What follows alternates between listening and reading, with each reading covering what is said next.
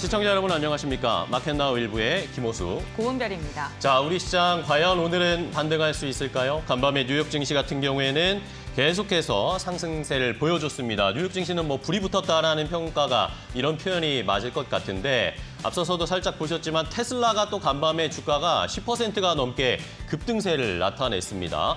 자, 뉴욕 증시를 잘 살펴보면 어쨌든 엔비디아 요즘 조금 쉬고 있지만 엔비디아, 그다음에 애플, 또 이번엔 테슬라 이렇게 돌아가면서 주도주가 좀 형성이 되고 지수를 끌어올리는 모습들을 보여주고 있는데 우리 시장은 여전히 좀 많이 답답한 상황이죠.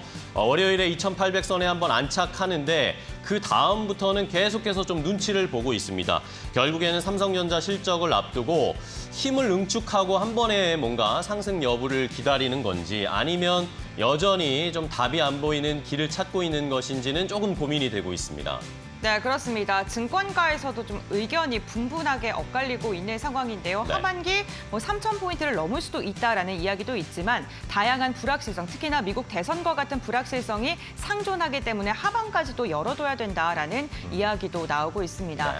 이렇게 증권 전문가들도 엇갈리는 전망을 내놓고 있는데 우리는 어떻게 현명한 전략을 세워야 될까요? 오늘도 저희와 함께 알아보시면 좋을 것 같습니다. 네, 자 그럼 마켓나우 일부 저희가 준비한 이야기들 하나씩 체크해 볼까요? 먼저 이슈레이더를 통해서 그래도 시장이 어렵지만 요즘 뜨거운 업종이 이 반도체 안에서 CXL입니다. 이 CXL 관련해서 한 번 더 투자 포인트 종목들 선별해 보도록 하겠고요. 자, 그리고 휴가 시즌을 맞았고 여기에 플러스 알파로 물류와 관련해서도 수혜를 받을 수 있다. 항공주들에 대한 투자법도 알려드리겠습니다. 네, 이와 함께 정부의 밸류업 프로그램에 대한 기대감 속에 어제도 금융 관련 기업들 급등을 했습니다. 과연 시세를 계속해서 이어갈 수 있을지 이에 대해 알아보도록 하겠고요. 바이오 관련 기업들 희비가 엇갈리고 있습니다. 그 가운데서도 플랫폼 바이오 관련 기업들은 긍정적인 전망 지속적으로 나오고 있는데요. 앞으로의 방향성도 확인해 보겠습니다. 마지막으로 이코노미톡에서는 현대차 그룹주들을 좀 체크를 해보겠습니다. 최근에 정몽구 회장, 저 명예 회장의 건강 이상설이 계속 좀 업계에서 불거지고 있다고 해요. 그래서 지배구조 개편이라든지 또 밸류업 관련해서 어느 정도의 모멘텀 받을 수 있을지 현대차 그룹주들 자세하게 분석해드리도록 하겠습니다. 네, 그럼 수요일도 힘차게 출발하는 마켓나우 1부 지금 시작하겠습니다.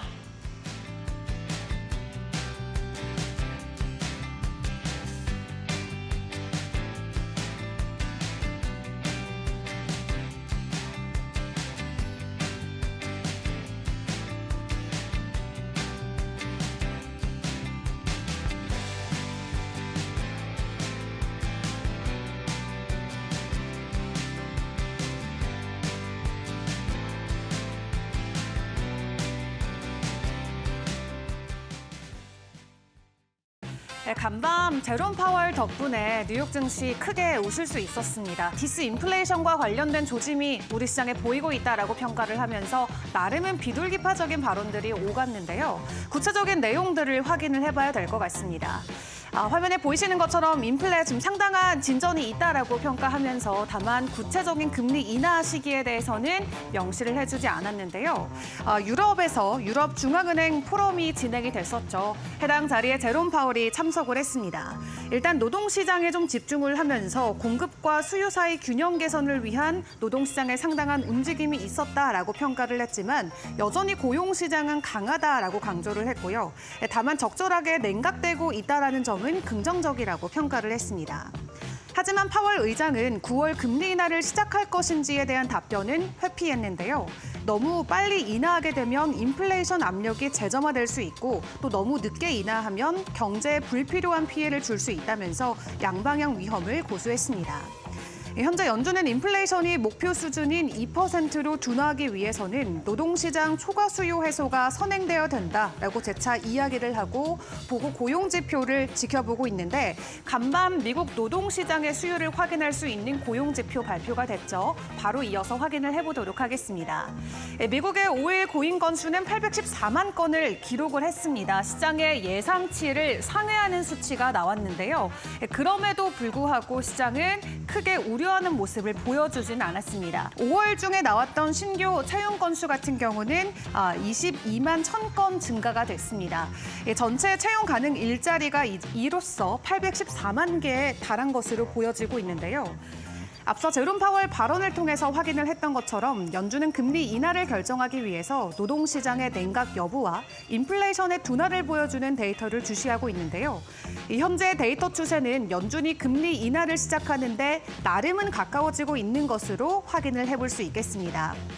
일단 이번 주에 아직도 중요한 고용 지표가 더 남은 만큼 이번 주 후반까지도 지속적으로 시장 상황은 면밀히 검토를 해보시면 좋겠습니다. 또 간밤 있었던 주인공의 이야기도 확인을 해보도록 하겠습니다. 테슬라가 되겠죠. 10% 두 자릿수 이상의 급격한 가격 상승을 보였는데요. 2분기에 어느 정도 차를 팔았는지에 대한 수치가 공개되면서 굉장히 긍정적인 주가 흐름이 이어졌습니다. 2분기 생산량 같은 경우는 41만 대를 기록을 했고요. 인도량은 그보다도 더 높은 수준인 44만 3천 대로 확인이 됐습니다. 하지만 여기서 우리가 더 중요하게 봐야 되는 것은 현재 테슬라가 차를 판매하고 있는 판매 가격이 되겠습니다.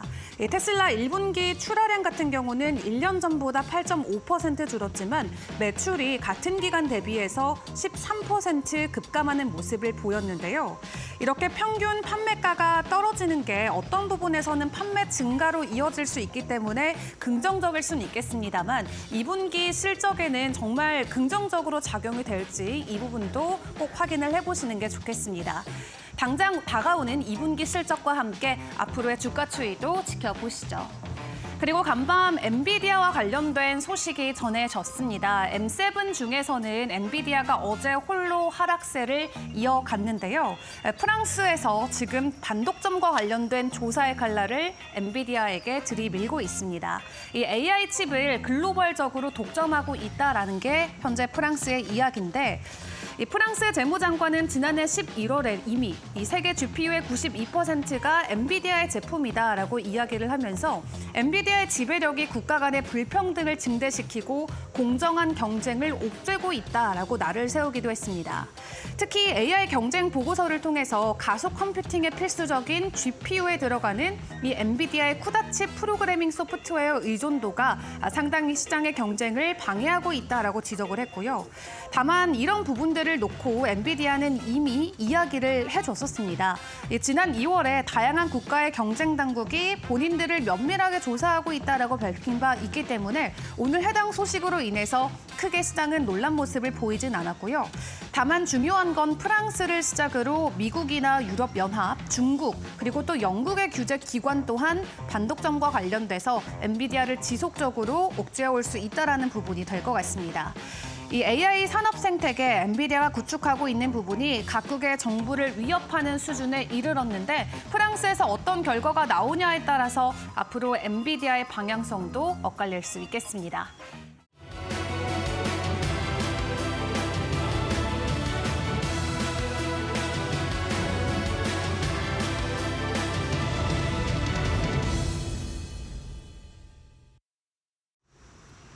글로벌 포커스 전문가의 시각으로 이어가 보겠습니다. 유한타증권의 천안본부점 김정섭 과장 연결돼 있습니다.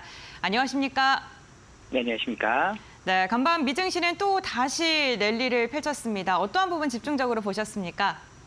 네, 간밤 미국 증시는 S&P 500 지수와 나스닥 지수가 또다시 사상 최고가를 경신하는 흐름이었는데요. 제롬 파월 연준위원장이 인플레이션 진단을 언급하면서 급등했던 국제금리가 하락하였고 시장 전체적으로 투자 심리가 개선되는 흐름이었습니다. 또한 테슬라가 10% 이상 급등하며 기술주 상승을 이끌었는데요. 파월 의장이 22포럼에 참여해 물가지표가 디스인플레이션 경로로 되돌아가고 있음을 시사하며 지난 PCE 이후 주춤했던 물가 증가세가 다시 나타나는 부분을 인정하고 있습니다. 우려가 많았지만 테슬라가 2분기 예상보다 양호한 차량 인도량을 발표하면서 서프라이즈 실적의 두 자릿수 상승을 기록하며 애플, 마이크로소프트 등도 함께 상승하는 흐름이었습니다. 다만 엔비디아는 반독점 이슈로 1%대 하락을 보이며 수남의 장세를 보이는데요. 전체적으로 최근 주춤세를 보이긴 했지만 견조한 기업 실적 그리고 인공지능, 내품 그리고 올해 금리 인하 기대감이 상승세를 이어가는 모습이었습니다. 한편 미국 증시가 사상 최고치 부근에서 움직이는 가운데 향후 전망을 둘러싸고 다양성을 모색하고 있는 것으로 보이는데요. 강세론자들은 경제지표가 탄탄해지는 가운데 인플레이션이 완화되는 골디락스 경제가 펼쳐지고 있다는 점에서 강세론의 근거를 삼고 있습니다. 하지만 약세론자들은 앞으로 기업들의 실적 가이던스가 하향 조정될 가능성이 있는 가운데 증시 밸류에이션이 너무 높다며 지적하는 상반된 의견을 보이기도 하는 상황입니다. 현재 글로벌 증시는 그 어느 해보다도 정적인 면의 경제에도 크게 영향을 미칠 수 있는 한 해로 예측하고 있습니다. 프랑스의 경우 마크롱이 이끄는 중도연합이 예상을 깨고 3위에 그치면서 프랑스 정치는 물론 유럽연합, 글로벌 정치 지형의 미래까지도 변화시키고 있고 미국은 트럼프 전 대통령의 재선 가능성이 커지면서 채권 시장과 외환 시장까지 요동치는 가운데 세계적으로 정치가 경제를 뒤흔드는 폴리코노미가 본격화되는 양상으로 이러한 부분 눈여겨봐 주시면 좋을 것 같습니다. 네, 그렇군요. 어제 국내 증시를 말씀해 주셨던 것처럼 트럼프 전 대통령의 대선 가능성으로 인해서 국채 금리가 급등했고 이로 인해 우리 시장은 흔들렸습니다. 그렇다면 오늘은 어떠한 방향성 보여줄까요? 네, 금일 국내 증시는 미 증시의 좋은 흐름에 힘입어 전일 낙폭 과대에 따른 상승 시장 예상하고 있습니다. 전일 코스피 지수는 0.8% 내린 2,780포인트로 마감되며 2,800선 돌파가 쉽지 않은 흐름을 보이는데요.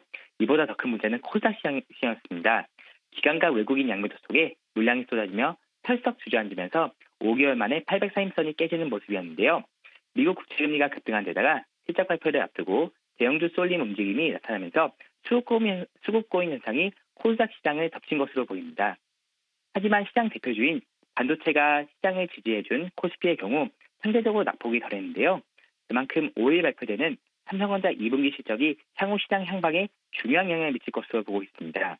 지난달 수치익 동향에서 반도체 수출이 여전히 강한 증가세를 유지하고 있는 것으로 나오면서 메모리 업황 회복 속에 주가 이익 상승 여력이 있다는 분석인데요. 2분기 출하량이 전분기 대비에 크게 늘어나지 않았지만 평균 판매 단가가 작년 그리고 전분기에 비해서도 큰 폭의 증가를 보일 것으로 예측하고 있습니다. 하지만 하반기 시작에 들어서며 주도주 위주의 수급 흐름이 흐트러지는 모습으로 종목 간에는 차별화 장세가 벌써 심화되고 있습니다. 하반기 첫 거래에도 대형 수급 변화에 따른 종목 장세가 크게 펼쳐지는 양상이었는데요. 이번 주의 경우 개별 종목들의 실적 발표와 수주 등의 종목별 이슈와 주가 등락에 영향을 미치는 부분이 커질 수 있기 때문에 이러한 부분을 염두하셔서 시장 대응하시는 전략이 변동성이 큰 증시에 도움이 될 것으로 예상하고 있습니다. 네, 알겠습니다. 오늘 과장님 좋은 말씀 감사합니다. 네, 감사합니다. 네, 국내 증시 뚜렷한 방향성 상승에 대한 모멘텀이 부재한 가운데 5일 발표되는 삼성전자의 실적이 그 방향성을 제시해 줄 것이다라고 이야기해 주셨습니다. 이와 함께 간밤 테슬라가 급등했던 만큼 2차 전지 관련 기업들의 오늘의 반등할 수 있을지 이 부분도 눈여겨보셔야 될 것 같습니다. 지금까지 글로벌 포커스였습니다.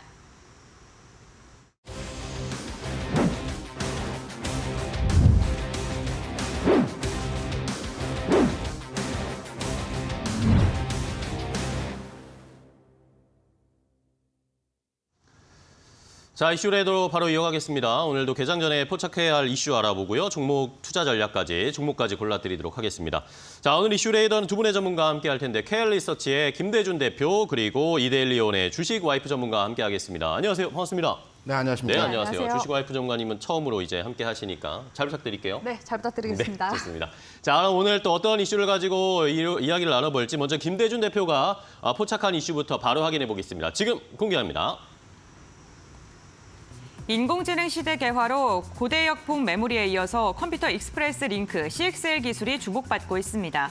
최근 수요가 증가하고 있는 HBM과 마찬가지로 향후 폭발적인 성장이 예상돼 삼성전자와 SK하이닉스는 주도권을 잡기 위한 개발 경쟁에 뛰어든 상황인데요. CXL 시장은 2028년 20조 이상의 규모로 성장될 것으로 기대됩니다. 과연 주도권 경쟁 속에 우리는 어떠한 전략을 세워야 될까요? 지금부터 알아보시죠. 자, 이번 주에 시장이 등락을 거듭하면서 왔다 갔다 하고 있는데 그래도 또 부각을 받으면서 주가가 잘 가는 섹터라고 해야 될까요? CXL 쪽이 그래도 좀 어제도 버텨주더라고요, 네. 대표님. 네, 우리가 주식 투자를 하는 이유가 뭘까요? 돈 벌려고요. 당연하죠. 네. 우리가 한미 반도체와 같은 제가 1년 기준으로 한미 반도체가 얼마나 올랐는지 한번 판단해 보니까 네, 몇 프로 딱 올랐죠? 1년 전에 한 3만 원, 2만 5천 원 여기서 왔다 갔다 했습니다. 이게 장중 고점으로 해서 19만 원 정도까지 올라왔기 때문에 한 7배? 6-7배 7배 올랐네. 주가 올랐죠. 네. 우리가 주식 투자하는 이유가 이러한 종목을 찾아서 투자를 하고자 하기 때문에 그쵸. 주식 투자하는 이유거든요. 그러면 시장에서 어떠한 흐름에서의 모습이 진행되는지를 우리가 판단해서 여기에 대한 투자가 집행돼야 된다고 생각을 하거든요. 일단 큰 틀에서는 반도체입니다. 그럼 반도체 내에서 어떠한 섹터에 대해서 투자를 해야 될지를 두 번째 의사결정을 해야 되거든요. 요즘 반도체 안에서 HBM, 뭐 CXL 이런 식으로 반도체 안에서도 뭐 소재 이런 식으로 돌아 순환하는 것 같아요. 그렇죠. 네. HBM이 그동안의 시세를 선도하는 흐름을 보여줬어요. 그럼 제가 여기 대해서 CXL에 대한 관심을 가져야 된다는 측면에서 한번 네. 말씀을 드려볼게요. 네. HBM은 뭐 다층 고대역폭 메모리 반도체라고 합니다. CXL은 뭐 컴퓨터 고속 링크라고 해요. 우리말로 하면. 쉽게 말씀드려서 뭐냐면 우리가 이제 초등학교 때 과학 시간에 건전지를 가지고 네. 그 직렬 직렬로 연결, 병렬 연결. 세로로 세우게 네. 되면 굉장히 속도가 빠르죠. 그렇죠. 반면에 병렬로 그 병렬로 옆으로 수평으로 세워서 하게 되면 멀리까지 힘이 좋습니다. 그리고 오래 갑니다. 이 개념입니다. 쉽게 말씀드려서. HBM은 직렬로 세워서 이 AI 반도체 시대에 많은 데이터 연산을 통해서 빠르게 소통할 수 있는 현상의 진행 과정에서의 시스템이거든요. CXL은 물론 용량이 커지게 되면 속도도 빨라지겠죠. 그리고 멀리 보낼 수도 있고 용량이 커지는 게 장점이 있습니다. 그렇죠. 어떤 게 낫다라고 평가를 하게 되면 현 시점에서는 당연히 HBM이 효과적입니다. 하지만 그렇죠. CXL도 여기에 만만치 않은 구성도를 가지고 있거든요. 안정적으로 좀 뭐 처리할 수 있으니까. 그렇습니다. 네. 그럼 여기서 한 발 더 들어가겠습니다. 네네. HBM과 CXL을 좋아요. 설명드리는데 HBM은 2013년도에 엔비디아가 ASML 아이디어를 얻어서 HBM 반도체를 만들고 여기에 TSMC에 외주를 줘서 지금의 H100, H200 같은 상품을화 시켜서 그쵸. 지금 시장을 완전히 선점을 했습니다. 장악했죠. 장악했습니다. 엔비디아 주도권을 가진 헤게모니를 가진 시장 선점에서의 지금 엔비디아가 된 것이거든요. CXL은 AI 반도체 시장이 확대되면서 HBM 말고 다층으로 쌓아서 빠르게 연산시킬 수 있는 방법 말고 또 다른 방법이 있을까라고 고민하던 중에 이 인쇄 회로기판 내에서 여러 가지 연결 구조를 변화시켜서 용량과 속도를 개선시킬 수 있는 방법을 여기서 어느 정도 확인했어요. 네네. 이게 2019년도입니다. 그러니까 시차가 약간 있죠. 그쵸. 2019년도에 뭐 삼성전자를 비롯한 인텔, 엔비디아, 구글 같은 회사들이 협의체를 만들어서 우리도 CXL에 대해서 이제 차세대 반도체 시스템으로 개발을 해보자라고 해서 이때부터 연구 개발을 시작을 했어요. 그래서 아직은 상용화되지 않았습니다. 그렇죠. 그렇지만 이게 내년도나 빠르면 뭐 내년 내후년 정도에는 상용화될 가능성이 높습니다. 그럼 여기서 한 발 더 들어가겠습니다. 세 발 더 들어갔죠. 한 번 더 들어갈까요? 세 발 네. 들어. 그럼 어떤 종목에 대해서 관심을 가져요? 그렇죠. 예. HBM은 엔비디아가 주도권을 완전히 장악하고 엔비디아 이외의 회사가 끼어들 수 있는 상황이 아니었습니다. 그쵸. CXL은 삼성전자가 주도권을 가지고 있습니다. 주도권을 가져있는 게 맞나요? 맞습니다. 그렇습니까? 지금 아까 말씀드린 인텔이나 그 구글이나 엔비디아가 같이 연구 네. 공동 개발을 하고 연대해서. 있지만 이 내에서 삼성전자가 주도권을 가지고 있죠. 같은 개발 협의체이지만 주도권을 가지고 진행하는 형태로 지금 진행이 되고 있거든요. 네네. 아직 상용화되지 않았지만 멀지 않은 시점에 CXL과 관련된 상품들이 상용화되고 이게 AI 반도체로에 적용이 되는 시점에서는 관련주들의 흐름이 제2의 제3의 한미 반도체가 나올 가능성이 크다라는 크다. 관점에서 이들 관련주들을 지금부터 우리가 추적하고 모니터링하면서 관련한 흐름들을 잡아가야 되는 것입니다. 그래서 저는 CXL 관련주들을 눈여겨보자. 지금부터 와야 된다. 그렇죠. 네. 지금 뭐 이번 주에 어쨌든 반등이 나왔지만 주가 흐름을 보면은 뭐 아직 뭐 바닥권인 상황이더라고요. 네, 그러니까 미리 그렇죠. 좀 살펴볼 필요가 있다. 자, CXL에 대해서 저도 궁금했고 시청자 여러분들도 궁금한 분들이 많으셨는데 김대중 대표님이 명쾌하게 좀 정리를 해주셨어요. 자, 좋습니다. 그러면 CXL 관련된 종목들 최근에 막 급등세가 나왔는데 흐름은 어떤지 체크하고 또 더 자세하게 이야기를 나눠볼까요? 고은별 앵커와 함께 체크해 보시죠.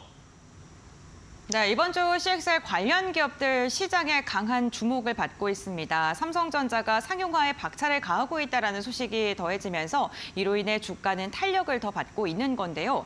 사실 CXL의 HBM과 비교한다면 속도적인 측면에서는 좀 뒤처진다라는 평가를 받고 있습니다. 하지만 확장성 측면에서는 훨씬 더 앞서간다라는 평가를 받으면서 AI 시대에 더 주목을 받고 있는 기술력이기도 한데요.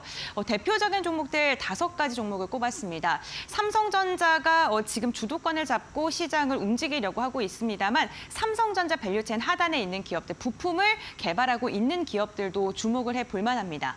엑시콘 같은 경우에는 5% 이상의 상승을 하면서 5일 차트를 보더라도 전반적으로 다 우상향하는 곡선을 그리고 있다는 게 특징적인데요. 엑시콘은 차세대 반도체인 CXL의 테스터를 개발하고 있는 기업이고요. 오킨스 전자 같은 경우에도 반도체 검사 장비 소켓 같은 걸 개발하는 회사인데 관련한 부품을 지금 만들고 납품하고 있습니다. 지금 1.5%의 상승을 하면서 전일 마감했고요. 네오셈도 1.4%가량의 오름세를 보였습니다. 검사 장비 개발 업체입니다. 전반적으로 CXL과 관련돼서 전공정부터 후공정까지 다양한 종목들이 지금 주목을 받고 있는데요. 일부 종목 같은 경우에는 전일 차익 매도 물량이 나오면서 한 걸음 쉬어가는 움직임도 나타났습니다. 그렇다면 관련 종목들 가운데서 우리는 어떠한 종목을 눈여겨봐야 될까요? 지금부터 알아보시죠. 자, 이렇게 CXL 관련된 종목들 흐름 봤는데 뭐 어쨌든 삼성전자가 주도권을 가지고 있다 보니까 뭐 거의 삼성전자의 수혜를 받을 수 있는 그런 종목들 위주로 좀 종목들이 움직이더라고요. 시장에서 그렇죠. 그러니까 이게 CXL 수혜주야 아니면 그냥 삼전 수혜주야 이렇게 헷갈리거나 고민하시는 분들도 좀 있던데 어떤 종목 보고 계세요? 관련주들이 꼭 CXL과 관련돼서 회사의 방향을 진행하는 것이 아니라 반도체 전반의 흐름들을 동행해서 진행을 하는데 이제 CXL에 특화된 기업들이 몇몇 있거든요. 저는 첫 번째 종목으로 네오셈을 네오셈? 앞으로 네. 긍정적으로 판단을 하고 있습니다.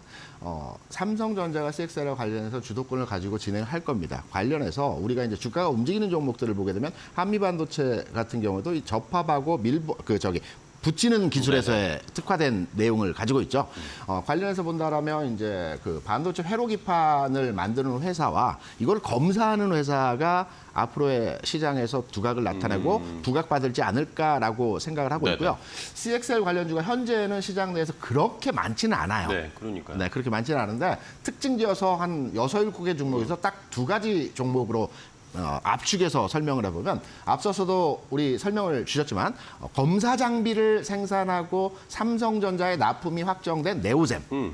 최근에 그렇죠. 주가가 일부 올라가긴 했습니다. 하지만 바닥권에서 이제 움직임의 과정이 진행되는 상황에서의 흐름이죠. 그래서 네오셈 같은 경우는 검사 장비, 특히 CXL과 관련된 검사 특화된 내용에서의 흐름을 가지고 있다라는 측면에서 이 종목이 1차적으로 먼저 수혜를 받으면서 주가 방향성이 진행이 될 것 같습니다. 왜냐하면 CXL은 전체적으로 이제 회로기판에 대한 원활한 소통이거든요. 근데 이게 내년이나 내후년도에 상용화가 되기 위해서는 시간이 좀 걸립니다. 그쵸? 그러면 네. 검사 장비에 대한 테스트를 계속 테스트만 붙이겠죠. 일단은 주가에 반영이 된다라는 측면을 가정을 해보게 되면 네오셈의 1차적인 수혜가 가능하다라고 보고 있고요. 가격적으로 본다면 현재 저는 지금의 가격 수준에서 무난하다라고 보고 있습니다. 한 14,000원 정도 지금 가격 수준이죠. 이 정도 수준에서는 한번 진입을 해서 기다려보는 내년 내후년까지도 한번 긴 흐름에서도 한번 우리가 지켜보는 과정에서 가져가보는 흐름으로서 네. 접근이 가능하고요. 단기 목표는 한 16,000원, 1차는 16,000원까지는 1차 목표 상승률에서의 흐름을 우리가 판단해 볼 수 있는 종목이라고 생각되기 때문에 네. 네오셈 검사 장비 내에서 특화된 기업으로 관심을 가져볼 종목입니다. 알겠습니다. 네오셈 어쨌든 CXL 관련주로 많이 언급되고 있는 상황이고 그런데 어쨌든 말씀해 주셨듯이 CXL 관련 종목들이 많지가 않아요. 그러다 보니까 뭐 이런 실적이나 이런 숫자들을 좀 체크해 보면 사실 뭔가 규모도 크지 않고 그렇죠. 이익이 많이 나는 것도 아니고 이런 숫자로서는 좀 검증이 안 되니까 불안한 마음도 있어요. 한 종목 더 어떤 거 볼까요? 방금 숫자 말씀하셨는데 한미반도체가 한 2년 전만 해도 후공정 단에서의 종목이기 때문에 시장에서 부각을 받지 못했어요. 이러한 그쵸. 과정이 시간이 지나면서 시장의 패션이 변화하는 과정에서 종목의 부각이 되고 있거든요. 두 번째 종목은 코리아 서킷. 코리아 서킷. PCB 관련해서는 대표 종목이죠. 최근에 이제 여러 가지 그 재무적 구조 측면에서의 흐름 때문에 주가가 움직이지 못했던 상황인데 이게 일부 해소됐습니다. 감가상각과 관련된 내용으로 재무적 구조적 측면에서의 내용이 좀 악화됐다라는 측면인데 크게 우려하실 필요 없다라고 판단이 되고 있고요. 마찬가지로 삼성전자의 그 CXL 인프라 구성을 이 회사가 진행을 하고 있습니다. 네. 그래서 가격적으로도 최근의 움직임 측면에서 보면 부담 없습니다. 그러게요. 지금 가격 수준 저는 한 15,500원, 한 1~2% 마이너스 수준에서는 충분히 진입을 해볼 만한 가격에서의 흐름이고 마찬가지로 1차 목표권에서의 가격은 19,000원 정도 바라보고 있습니다. 왜냐? 최근에 주가가 움직이지 않았기 때문에 충분히 상승 여력이 있다는 측면으로서의 접근이 가능한 CXL과 관련된 네오센과 코리아 서키트 관심을 갖고 단기간의 흐름이 아니고 시간을 두고 한번 쭉 지켜보자라는 측면으로 여러분께 말씀을 드려봅니다. 알겠습니다. 코리아 서키트와 네오셈을 두 가지를 CXL을 골라주셔서 어쨌든 CXL에 대해서 굉장히 긍정적으로 네. 평가하시고 이제 HBM 다음 턴이 올 거다라고 예상하시고 좀 길게 보는 안목을 주셨어요. 시선을 주셨어요. 좋습니다. 자, 그렇다면 주식와이프 전문가님도 오래 기다리셨어요. 네. 자, 어떤 종목 보실까요? CXL 관련해서 요즘 뜨겁습니다. 어떤 거 보세요? 이미 시장에서 거래량이 들어와주기 시작했더라고요. 우리 네. 앵커님이 아까 브리핑 도와주셨을 때 제일 위쪽에 대장주격으로 제가 오늘 좀 관심 있게 픽하고 있는 종목을 좀 제시를 해주셨었는데 뭐죠? 엑시콘이라는 엑시콘? 네. 종목을 가져왔습니다. 이 종목 같은 경우에는 반도체 후공정 관련 기업이라고 볼 수가 있는데요. 후공정에는 대표적으로 패키징과 테스트가 있다고 볼 수 있겠죠. 네. 우리 또 전문가님이 말씀해 주신 것처럼 CXL 역시도 마지막 공정 단계가 필수적이라고 볼 수가 있겠습니다. 그렇기 때문에 시장에서는 계속해서 HBM과 더불어서 CXL 쪽으로도 후공정 관련주 쪽에 계속해서 수급이 쏠리고 이목이 주목되고 있는 것으로 보여지는데요. 엑시콘 같은 경우에는 아무래도 또 CXL과 또 가장 밀접한 관련성이 있는 게 DDR5인데 DDR5의 또 검사 장비까지도 같이 함께 만들고 있는 기업이기 때문에 동시 수혜가 기대가 되고 있는 그런 이제 상황이라고 볼 수가 있을 것 같고요. 또한 실제로 이 엑시콘 같은 경우에는 지난 이제 1, 2월 달부터 계속해서 이제 관련 뉴스 기사들도 많이 나와주기 시작했었는데 이미 CXL 쪽으로는 1.1 테스터 개발을 완료한 그런 상황이라고 볼 수가 있을 것 같고요. 현재는 CXL 2.0을 개발 진행 중에 있습니다. 그래서 보통은 이렇게 먼저 우선적으로 선점해서 테스트를 개발하고 상용화되기까지의 시차가 있기 때문에 먼저 이제 관련 이슈가 나와주고 나서 그 다음에 이제 삼성전자 쪽에서 상용화를 하게 되면은 네. 그 테스터 제품들이 들어가게 되는 거라고 볼 수가 있거든요. 그런 점에서 엑시콘이 좀 가장 먼저 좀 수혜가 기대되는 그런 종목군이라고 볼 수가 있을 것 같고요.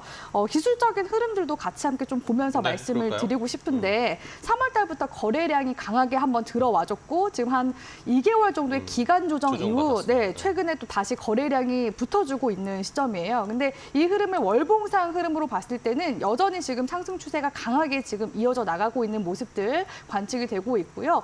지금 현재 구간에서부터 다시금 이제 반등이 나와주게 된다면 적어도 전고점 구간대인 29,000원대 이제 부근대까지 다시 재차 상승 여력 있어 보이는 그런 이제 기술적인 흐름들 만들어 나가고 있는 기업이기 때문에 저는 엑시콘을 관심주로 제시를 해드리고 싶습니다. 네, 알겠습니다.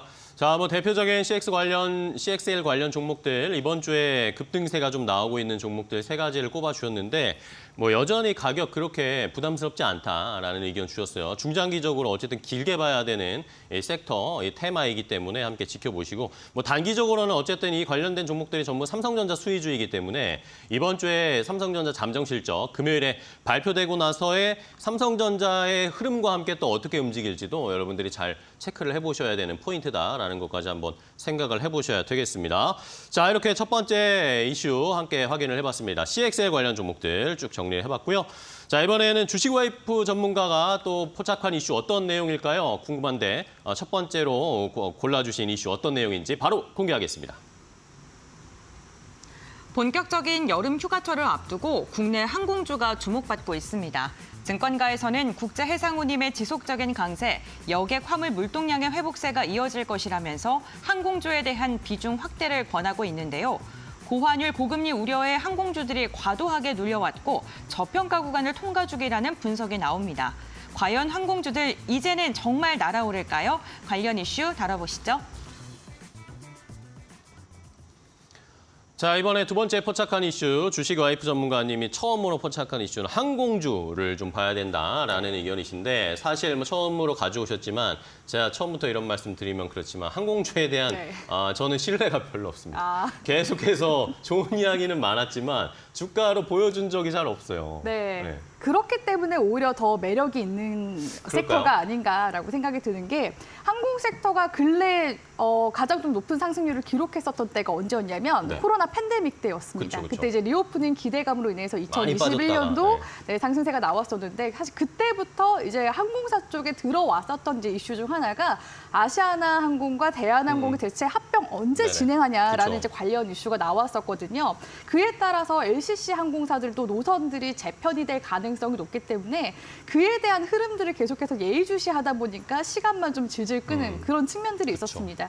그러는 동안에 낙폭이 또 상당히 많이 나왔거든요. 네네. 근데 최근 증시 움직임을 보면 순환 매장세예요. 특히나 낙폭 과대주들 위주에서 기술적 반등이라도 나오는 그런 장세이기 때문에 오히려 지금 소외 섹터 내에서 계속 빈집 찾기를 하고 있는 중이란 말이에요. 그렇기 때문에 지금 시점에서는 이제 대한항공과 아시아나항공이 합병이 거의 지금 마무리가 되어가고 있는 그런 이제 시점에다가 또 실질적으로 사실 중요한 건 실적이라고 볼 수가 그쵸. 있는데 2021년도 상승세가 나왔을 때는 실질적으로 항공사들의 실적이 그리 좋진 않았습니다. 근데 실적이 작년부터 이제 가시적으로 회복세가 나오기 시작했거든요. 그래서 사실상 팬데믹 때 수혜를 받을 수밖에 없었던 곳은 사실 대한항공밖에 없었습니다. 왜냐하면 그때는 화물 사업이 호조세였고 특히나 대한항공 같은 경우에는 화물 사업부가 굉장히 크기 때문에 그쵸. 오히려 실적적인 측면에서는 대한항공 빼고는 나머지 항공사들이 다 실적이 좋지 않을 수밖에 없었거든요. 그런데 지금 시점에서는 다른 이제 LCC 항공사들도 화물 사업부의 이제 파일을 계속해서 늘려나가고 있는 시점이고 최근에는 중국발 테무라든지 알리바바 이런 이제 온라인 직구 쇼핑몰들이 굉장히 또 글로벌적으로 많이 그쵸. 유행을 타고 있잖아요. 그러다 보니까 화물 물동량도 같이 함께 늘어나고 있는 시기이기 때문에 해상 운임이 또 상승세가 나오면 역시나 그 운임비 상승에 대한 실적 역시도 같이 함께 반영이 될 가능성이 높습니다. 다만 비용적인 측면에서 최근에 항공료가 한번 올랐다가 지금 좀 다시 안정세를 네, 찾아가고 있는 중이기 때문에 2분기 실적도 어느 정도 선방하는 그런 이제 항공사들이 늘 것으로 기대가 되고 있고요. 제일 중요한 거는 이제 3분기 시즌인데 3분기는 또 휴가 시즌이죠. 네, 그렇죠. 다들 이제 여행 계획 많이 세우실 텐데 특히나 해외여행 수요가 가장 많이 늘어나는 시기가 3분기라고 볼 수가 그쵸, 있겠습니다. 여름이죠. 그렇기 때문에 계절적인 성수기에 진입한 시점도 지금 시점에서 항공주를 충분히 우리가 좀 주목을 해볼 만한 이유에 해당한다라고 보고 있기 때문에 저는 네. 이 이슈를 한번 선정해 왔습니다. 좋습니다. 자, 그렇다면 주식IP 전문가님은 환유 유가가 올라가서 좀 부담되는 이런 거 리스크보다 어쨌든 물류와 최근에 이제 휴가 시즌 이 수요가 많아질 것에 대한 기대감 플러스 알파로 물류 쪽에서도 역시 좋은 긍정적인 모멘텀 나올 거다. 그리고 주가가 많이 눌려 있었기 때문에 시장 자체에서 한번 끌어올릴 수 있을 것이다. 이렇게 보시는 거예요. 유가 리스크보다 그쪽을 더 무게 두시는 거예요? 맞습니다. 지금 현재 모멘텀이 아무래도 분기로 봤을 때 실적이 또 가장 많이 나올 수 있는 결국에는 데이터거든요. 그쵸. 그 데이터에도 지금 주목해 볼 수 있는 섹터가 항공주가 그래도 조금 더 안정적으로 우리가 조금 더 가져가 볼 수 있을 만한 모멘텀이지 않을까라고 보고 있기 때문에 모멘텀과 데이터를 좀 주목을 해보자면 항공 섹터 충분히 지금 시점에서 메리트가 있다고 보고 있습니다. 알겠습니다. 자, 이렇게 주식와이프 전문가가 포착한 이슈 항공주들을 이제 좀 봐야 할 타이밍이다라는 의견 주셨어요. 그럼 최근에 항공주들 주가 흐름 어떤지를 체크해 봐야 되겠죠. 고은별 앵커가 정리했으니까 함께 확인해 보시죠. 네, 항공주들의 최근 주가 흐름 함께 알아보도록 하겠습니다. 항공주들 좀 들썩이는 모습을 보이다가 어제는 또 한 걸음 쉬어가는 움직임이 나타났습니다. 그중에서도 강한 상승 1%가량의 견조한 오름세가 나타났던 건 TA항공인데요. TA항공 요즘에 정말 많은 이야기거리가 오가고 있는 상황입니다. 지난달에는 항공기 지연 운행이 지속적으로 반복되면서 이로 인해서 주가가 꾸준하게 하락을 했었고요. 지난달에 신저가를 기록하는 모습도 나타났습니다. 최근 소식에 따르면 피해자들이 소송을 걸 것이다라는 이야기도 나오는데 어제 이렇게 주가가 들썩였던 이유 같은 경우에는 2대 주주가 변경된다라는 소식이 전해지면서 이로 인해 기업적인 전반적인 밸류에 대한 기대감이 좀 주가를 들어 올린 것으로 보입니다. 대한항공 같은 경우에는 3%가량의 하락으로 마감을 했습니다.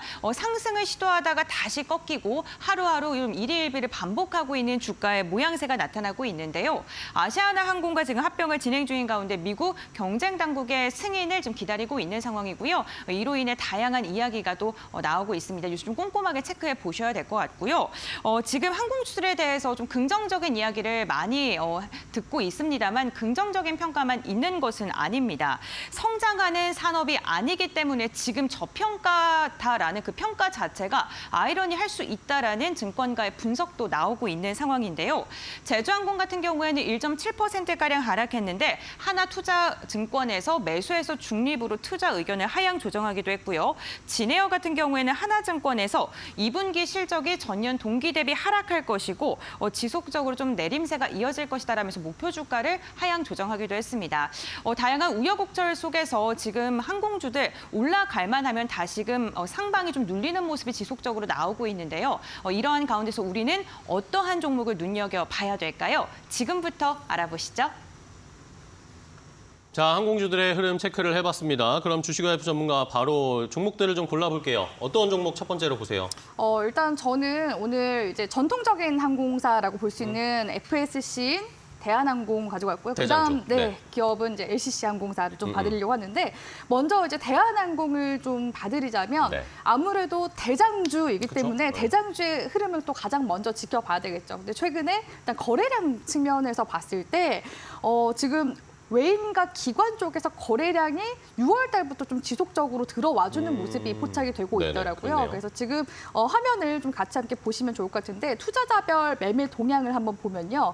6월 초부터 중순까지 외국인 매수세 한번 들어왔죠. 그 다음에 이어서 지금 받아 나가고 있는 지금 수급 동향이 결국에는 연기금과 보험 쪽입니다. 그러네요. 금융투자 같은 경우에는 보통 이제 프로그램 매수세로 돌아간다고 볼 수가 있는데 보험, 투신, 연기금, 사모펀드 이쪽은 메이저 수급이라고 볼 수가 있거든요. 그러니까 우리가 좀 찐 수급을 보고 싶다 하신다면은 금융투자보다는 이제 그 외에 이런 보험, 투신, 연기금, 사모펀드 네. 쪽 수급을 보는 게 중요해요. 근데 지금 시점에서 이렇게 순매수가 들어오고 있다라는 것은 아무래도 이제 곧 있을 아시아나 항공과의 합병을 합병? 기관 쪽에서도 지금 현재 염두를 하고 있다라고 이제 볼 수가 있을 것 같고요. 물론 이제 실적적인 부분에서도 팬데믹 때 거의 뭐 독점적으로 가져가고 있었던 이제 화물 사업 부분에 있어서는 2022년도 영업이익이 최고 수준을 찍긴 했지만 이제 앞으로 결국에는 아시아나 항공 합병과 있어서 시너지잖아요. 시너지면 결국 파이가 더 커지는 거기 때문에 그에 대한 기대감이 이제는 반영이 되지 않을까 싶거든요. 그래서 사실상 올해 컨센서스 같은 경우에는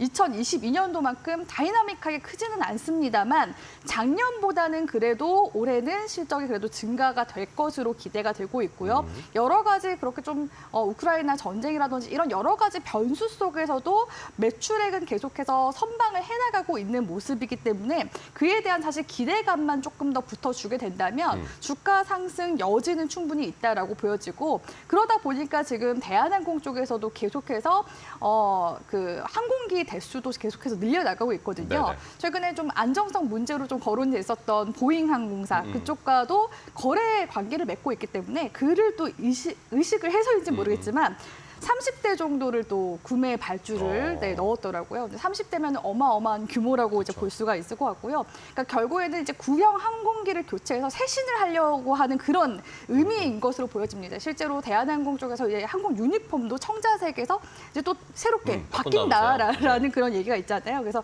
이런 여러 가지 측면에서 새롭게 더 도약될 이런 이제 대형 항공사로서의 그런 모습들, 면모들을 보여주기 위해서 지금 여러 가지들을 이제 준비하고 있다는 측면에서 기관 쪽이 이런 우호적인 러브콜과 같은 그런 이제 순매수를 지금 현재 받고 있는 그런 상황이라고 네. 볼 수가 있을 것 같고요. 실질적으로 수급도 지금 들어오고 있지만 대량 거래량이 최근 6월 말부터 강하게 붙어주고 있는 모습도 네네. 저는 주목해 볼 만한 부분이라고 보고 있어서 최대 3만 원 구간대까지는 회복세를 좀 지켜봐도 괜찮지 않을까라고 보고 있습니다. 네, 알겠습니다. 대한항공 어쨌든 대장주 움직이는 속도가 빠르진 않지만 어쨌든 아시아나 합병과 관련해서 뭔가 쇄신을 준비하고 있는 상황. 이러면서 올해 실적이 그 아시아나 항공과 합병된다고 드라마틱하게 늘어나진 않겠지만 새로 뭔가 바뀌는 분위기 쇄신하는 그런 기대를 좀 해봐야 되겠어요. 자, 한 종목 더 볼까요? 다음은 티웨이 항공 볼까요? 저는 오히려 이렇게 대한항공이 아시아나 합병과 합병을 함에 있어서 장거리 노선의 수혜는 결국 이제 티웨이 항공이 또 네, 가져가지 그렇죠. 않을까라고 보고 있거든요. 실제로 지금 항공 합병 과정에서 신규 노선들을 또 많이 티웨이 항공 쪽에서 가져갔습니다. 그래서 그에 따른 기업 가치도 증대될 것으로 기대를 해볼 수가 있을 것 같고요. 또한 이제 아시아나 항공이 합병으로 인해서 항공 동맹의 탈퇴를 하게 되면 그 자리에 누가 갈까라고 했을 때 티웨이 항공이 좀 유력하게 가게 될 그렇네요. 가능성이 높거든요. 항공 동맹이 한 3군데 정도가 가장 좀 유명하다고 볼 수 있는데 그 중에서 스타 얼라이언스 얼라이언스, 쪽에 그 항공 동맹을 맺게 될 지금 가능성이 가능성도 같이 함께 거론이 되고 있고 또한 추가적인 기재 도입 가능성까지 지금 또 나와주고 있기 때문에 계속해서 그런 이제 수혜를 또 준비를 하고 있는 또 낙수 효과를 기대하고 있는 곳이 티웨이 항공이라고 볼 수가 있을 것 같고요. 또 티웨이 항공이 또 시장에서 지금 또 다시 또 주목을 받는 이슈들 계속 들어오고 있는데 이대 주주인 소노 인터내셔널과는 또 시너지까지 또 기대가 되고 있는 상황입니다. 최근에 지분 계속해서 좀 인수해 나가고 있는 중인데요.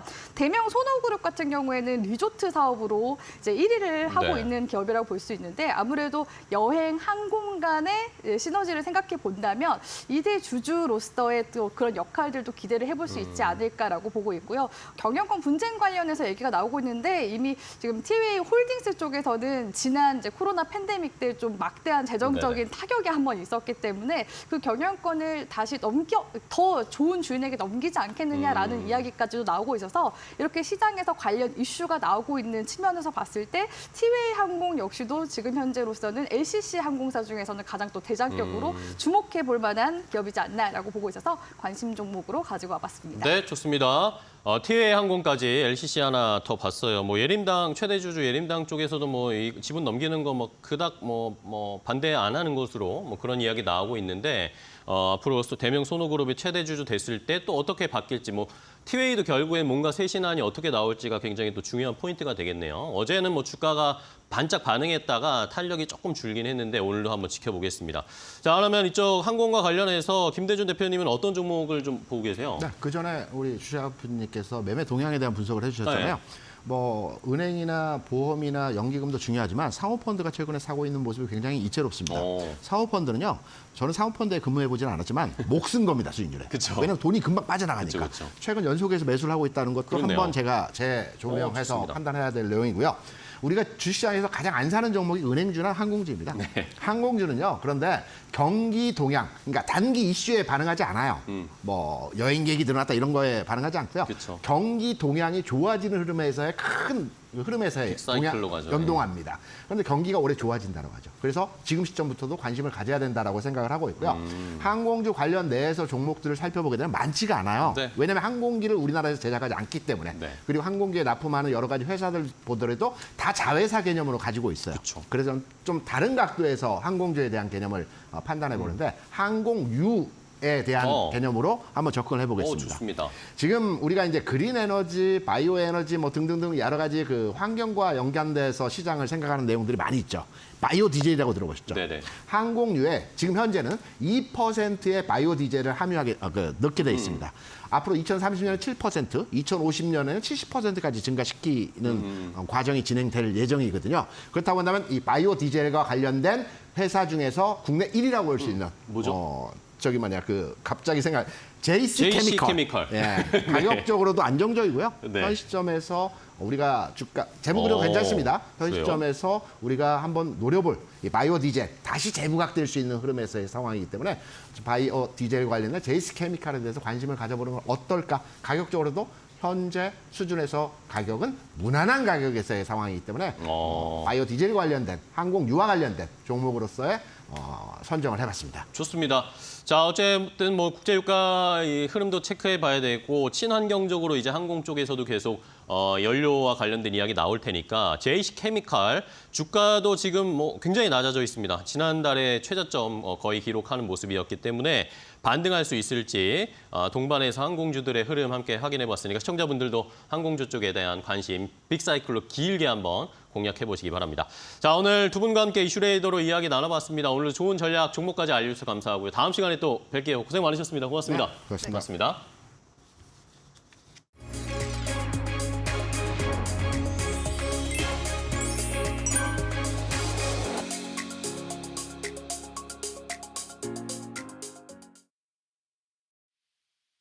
네, 안녕하세요. 윤한식 전문가입니다.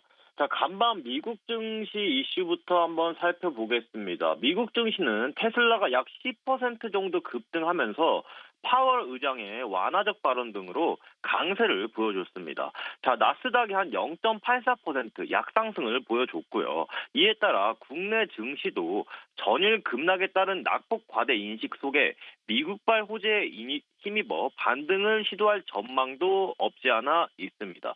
또한 금요일 발표 예정인 6월 비농업 신규 고용 컨센도 둔화될 가능성이 높은 만큼 향후 발표될 데이터들은 연준의 9월 금리 인하에 힘을 실어줄 가능성도 높습니다. 이 부분을 우리가 또 주목을 해야 되고요. 최근 또 국내 증시에 고민거리는 코스닥의 부진 현상입니다. 작년에 국내 증시를 주도해왔던 2차 전지 업종이 올해 부진한 성과를 기록한 측면은 금융투자소득세 도입 시 조세 회피 목적의 단타 매매 증가와 더불어서 해외 투자로 이동 등과 같은 세법과 관련된 이슈, 바이오 등 금리 변화에 민감한 성장주들이 많이 포진된 코스닥의 7월 대형주 실적 시즌에 따른 중소형주에서의 수급 이탈 등이 작용하고 있는 것으로 보입니다. 장전 이슈 한번 알아보겠습니다. 테슬라가 전분기 차량 인도량의 시장의 예상을 상회했습니다. 미국 전기차 업체 테슬라는요. 지난 2분기 44만여 대를 인도했다고 밝혔고요. 이로 인해 국내 2차 전지 관련주들도 단기 반등이 예상됩니다. 관련주로는 대표적으로 에코프로비엠, 엔캠, 대주전자 재료가 있는데 특히 에코프로비엠 같은 경우 기술적 분석으로 미뤄 봤을 때 약 20만 원까지는 상승 여력이 있다고 판단이 되므로 이 부분 유의 있게 살펴보시길 바라겠습니다. 또한 두 번째 이슈입니다.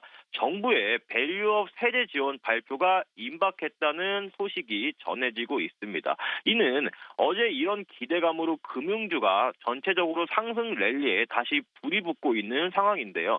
첫 번째로 보험 관련주인 동양생명과 금융 관련주인 KB금융, 그다음에 중소형 은행 관련주인 제주은행 등등이 있습니다. 금융주들은 특히 해지성 성격을 띠고 있는데 어제 시장에서 강한 흐름을 보여줬고 정부의 밸류업 세제 지원 이슈에 맞춰 지속적인 상승 파동이 기대되는 섹터이므로 강했던 종목들 위주로 계속 추적하는 자세가 필요해 보입니다.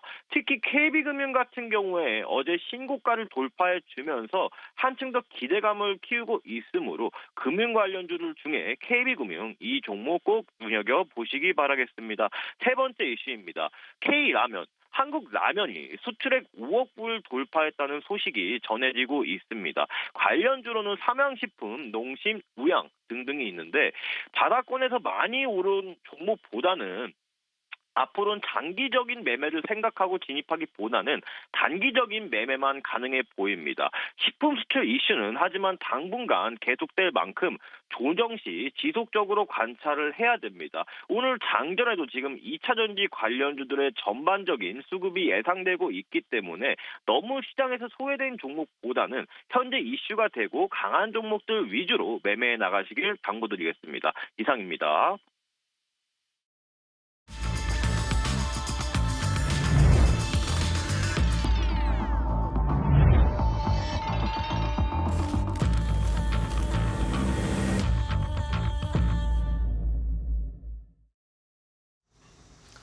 자, 마켓 스탠바이입니다. 오늘 개장 이제 10분 정도밖에 남지 않았습니다. 장 출발을 앞두고 있고 현재 시간 8시 49분 40초를 향해서 달려가고 있습니다.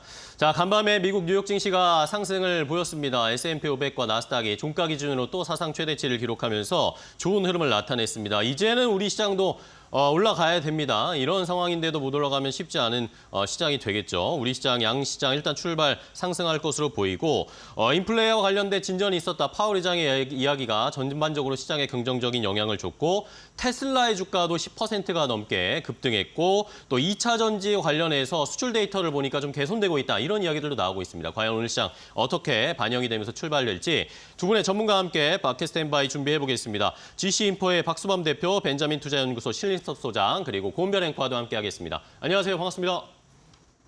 자, 그럼 개장 전에 저희가 살펴봐야 할 이슈들 어떤 것들을 봐야 할지 개장 전 탑3 먼저 박수범 대표님의 세 가지 이슈부터 확인해 볼까요?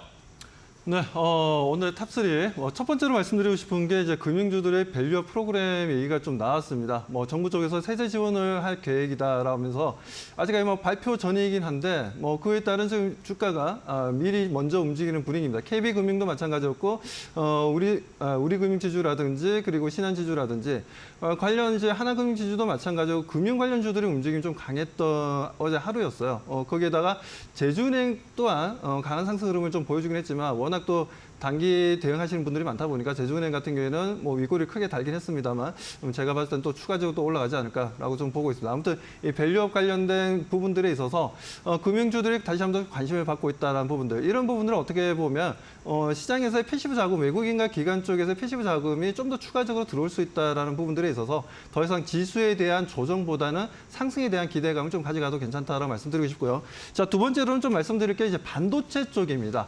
자, 반도체 쪽 같은 경우는 지금 이제 인공지능 관련된 이제 AI 쪽이랑 이제 D램, 낸드 할 것 없이 가격대가 지금 계속해서 지금 올라가고 있습니다. 그만큼 낸드 같은 경우에는 과연 낸드 가격이 가장 뒤늦게 움직였는데 오히려 지금 현재 여러 가지 지금 데이터가 나오는 걸로 봐서는 지금 AI 데이터 센터 관련해서 여러 가지 이슈들이 나와주고 있죠. 어제 나왔던 얘기긴 합니다만 아마존 쪽에서 $1,000억 투자하겠다는 얘기를 했었어요. AI 데이터 센터에다가 그 정도의 강력한 데이터 센터를 만드는 데 투자를 하겠다면 관련된 TSMC라든가 그리고 이제 관련된 지금 이제 엔비디아라든가 삼성전자라든가 SK하이닉스 다 해서 좀 긍정적인 흐름이 나올 가능성이 상당히 좀 높다라고 좀 판단하고 있고요. 그리고 지금 현재 삼성전자 같은 경우에는 금요일 날 또 가이던스 발표가 있기 때문에 그 부분이 미리 선 반영되어서 움직임을 보여줄지 아니면 금요일 날 확실하게 눈으로 숫자를 확인하고 난 다음부터 본격적인 상승 추세를 만들어줄지 좀 지켜봐야 되겠지만 외국인들 수급이 상당히 좋다라는 부분에서 상당히 긍정적으로 바라보고 있다라고 말씀을 좀 드리고 싶습니다. 자, 그리고 세 번째로 말씀드릴 건 전력 인프라 쪽이에요. 전력 인프라 쪽 관련해서 최근에 보면 이제 퐁당퐁당 하고 있죠. 하루는 또 급락하고 하루는 다시 또 급등하고 이렇게 왔다 갔다 하는 흐름들이 좀 크게 좀 이루어지고 있습니다. 이런 변동폭이 좀 커지다 보면 아무래도 이제 주식을 투자하는 개인 투자자분들 입장에서 투자 심리가 약해질 수는 있어요. 하지만 지금 시장에 있어서는 이제 긍정적으로 바라보시는 분들도 있고 부정적으로 바라보시는 분들도 있고 그만큼 어떻게 보면 미국의 지금 현재 6월 달에 ISM 제조업 지수 같은 경우에도 50 이하로 좀 발표가 되었죠. 2개월 연속으로 50 이하로 발표되었는데 이런 제조업 지수들이 좋지 못하다 보니까 선행 지표들이 좋지 못하다 보니까 시장이 어느 정도 좀 조정을 좀 받지 않겠냐라는 좀 내용들도 좀 나와주고는 있습니다. 하지만 지금 현재는 제가 봤을 땐 제조업 지수가 중요한 게 아니라 서비스 지수가 상당히 좀 중요한 부분들이고 그렇기 때문에 미국 시장도 지금 나스닥이나 다우를 지금 이끌어가고 있는 종목들이 보면 전부 다 보면 이제 빅테크 업체들이에요. 그렇기 때문에 제조업 쪽 같은 경우는 우리나라 동병상련입니다. 미국 시장에서도 별로 좋지는 않아요. 그리고 그렇기 때문에 우리나라 국내 기업들 같은 경우에도 오히려 지금 현재 인공지능이라든가 미국의 빅테크와 관련된 종목들의 움직임들은 강하고 좋은 움직임을 보여주고 있지만 석유화학이라든가 우리가 볼 수 있는 부분들에 있어서 관련 종목들의 움직임들은 좀 약세 흐름들은 좀 지속되고 있습니다. 아무튼 지금 현재는 전력 인프라 관련 종목들에 대한 기대감을 좀 높일 수 있다고 말씀드립니다. 네, 알겠습니다. 박수범 대표는 금융주 밸류업에 대한 기대감 말씀해 주셨고 삼성전자 실적 발표 이번 주에 예정되어 있는 가운데 반도체 관련 기업들 단기적으로 급등락을 반복하고 있지만 추세적으로는 상승 추세 이어가고 있는 전력 인프라까지 세 가지 짚어주셨습니다. 그렇다면 신일서 소장님께서는 어떠한 세 가지 이슈 들고 오셨을까요? 네, 금융주가 따분한 주식이었는데 지금 밸류업에 이어서 또 재밌는 것이 나오면서 지금 저렇게 움직임이 있는 겁니다. 동양생명이 매물로 나오면서 지금 우리금융지주가 여기 달려든 것으로 지금 알려지고 있죠. 그래서 그 금융지주의 모멘텀이 밸류업 플러스 이런 M&A 이 시장에 휩싸여서 지금 좀 급등을 하고 있다. 금융주가 원래 갖고 있던 그런 포텐셜이 저 정도였을까 하는 정도로 의심이 되지만 어쨌든 움직임이 있을 만한 요소들이 있다. 이런 것을 보시면 될 것 같고요. 금융주에 관심이 없다가 갑자기 또 관심을 가져서 또 피해를 보는 일이 없도록 했으면 좋겠고. 그리고 두 번째로는 바이오가 좀 괜찮죠. 알테오젠, 리가겐 바이오, 그다음에 펩트론. 여기까지 전이가 됐거든요. 지금 K플랫폼 기술 수출로. 이게 결국에는 그 비만 치료제 쪽에서 지금 사실 당뇨병 치료제에서 비만 치료제로 전이가 된 거죠. 사실 이름만 틀리지 똑같은 기전이거든요. 결국에는 오젬픽, 위고비, 그다음에 마운자로 제파운드 이게 지금 순서대로 제가 노보노디스크랑 일라이릴리의 당뇨병 치료제, 비만 치료제를 순서대로 4개를 얘기 드린 거예요. 근데 전부 다 이제 그게 주 1회거든요. 예전에 있었던 싹센다가 1회였는데 주 1회로 바뀌었어요. 근데 그거를 월 1회 이상으로 늘리는 스마트 대포 기술이 이 지금 이 펩트론에 있기 때문에 러브콜을 지금 받는 알테오젠과 리가켄바이오에서 지금 확인됐던 모습이 지금 펩트론에서 확인이 되고 있는 것이죠. 그런 부분에서 좋고요. 또 거기에 이어서 또 삼천당제약까지 지금 전이가 됐습니다. 삼천당제약 옛날에 인공 눈물 만들던 회사였는데 갑자기 아일리아 바이오시밀러로 엮이고 거기서 두 번째 상승은 이번에 또 GLP-1으로 또 엮였어요.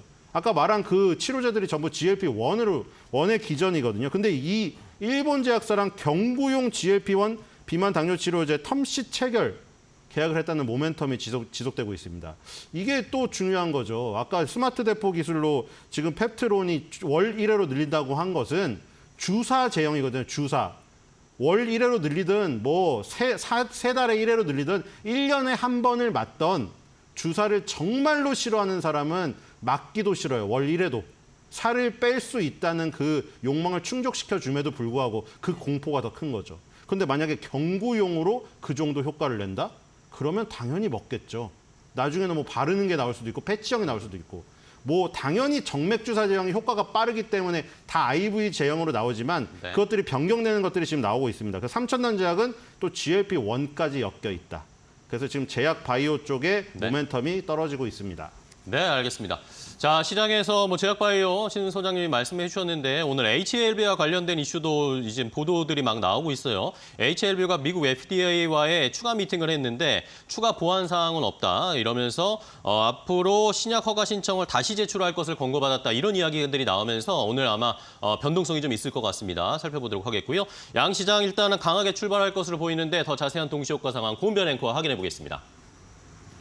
네, 7월 3일 국내 증시 예상 체결 지수 함께 확인해 보겠습니다. 어제 외국인과 기관의 매도세에 맥을 못 추던 양 지수가 오늘은 상승 출발로 집계가 되고 있습니다. 특히나 코스닥은 5개월 만에 830선을 내어주는 모습이 나타났었는데 오늘 유가증권 시장보다 반등이 조금 더 좋습니다.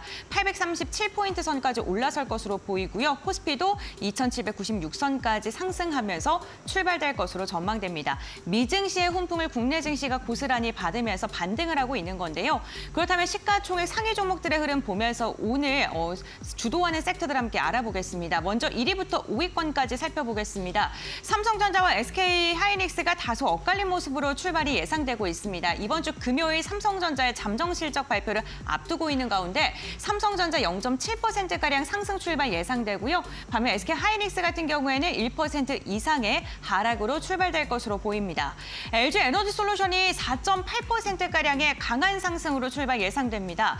간밤 테슬라가 10% 이상 급등했고요. 2차 전지 수출이 2달 연속 지금 반등을 하고 있다라는 소식까지 국내에는 좀 호재로 작용하고 있는 것으로 보입니다.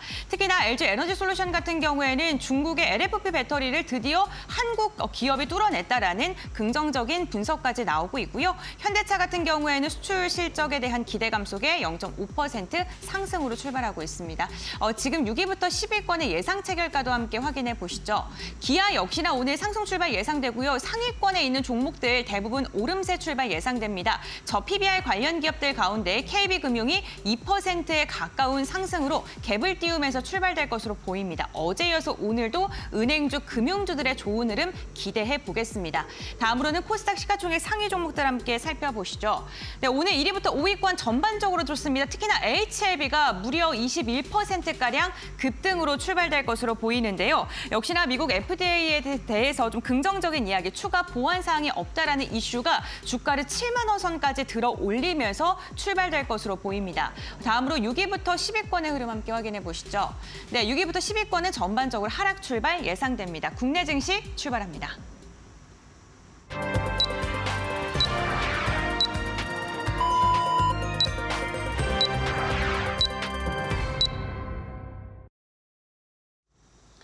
자, 2024년 7월 3일 수요일 국내 주식시장 출발을 했습니다. 우리 시장 오늘은 좀 상승의 반전을 보여줄 수 있을까요? 간밤에 뉴욕 증시가 제롬 파월 연준 의장이 유럽 쪽에 유럽 중앙은행 포럼에 참석했는데 거기에서 인플레 어느 정도의 진전이 있었다라는 코멘트를 해줬습니다. 아직 여전히 금리 인하에 대한 빠른 드라이브를 걸긴 어렵지만 이렇게 인플레와 관련돼서 어느 정도 진정이 되고 있다라는 발언을 하면서 시장에서는 긍정적인 해석들이 줄을 이었고요. 이러면서 뉴욕 3대 지수가 상승을 했습니다. 반면에 또 유럽 중앙은행 총재 라가르드 총재 같은 경우에는 유럽이 다시 한번 또 금리 인하를 연속하기에는 힘들 것이다. 좀 상반된 이야기가 나왔지만 결국에는 뉴욕 증시의 상승세가 시장을 전 세계 글로벌 시장을 이끌었습니다.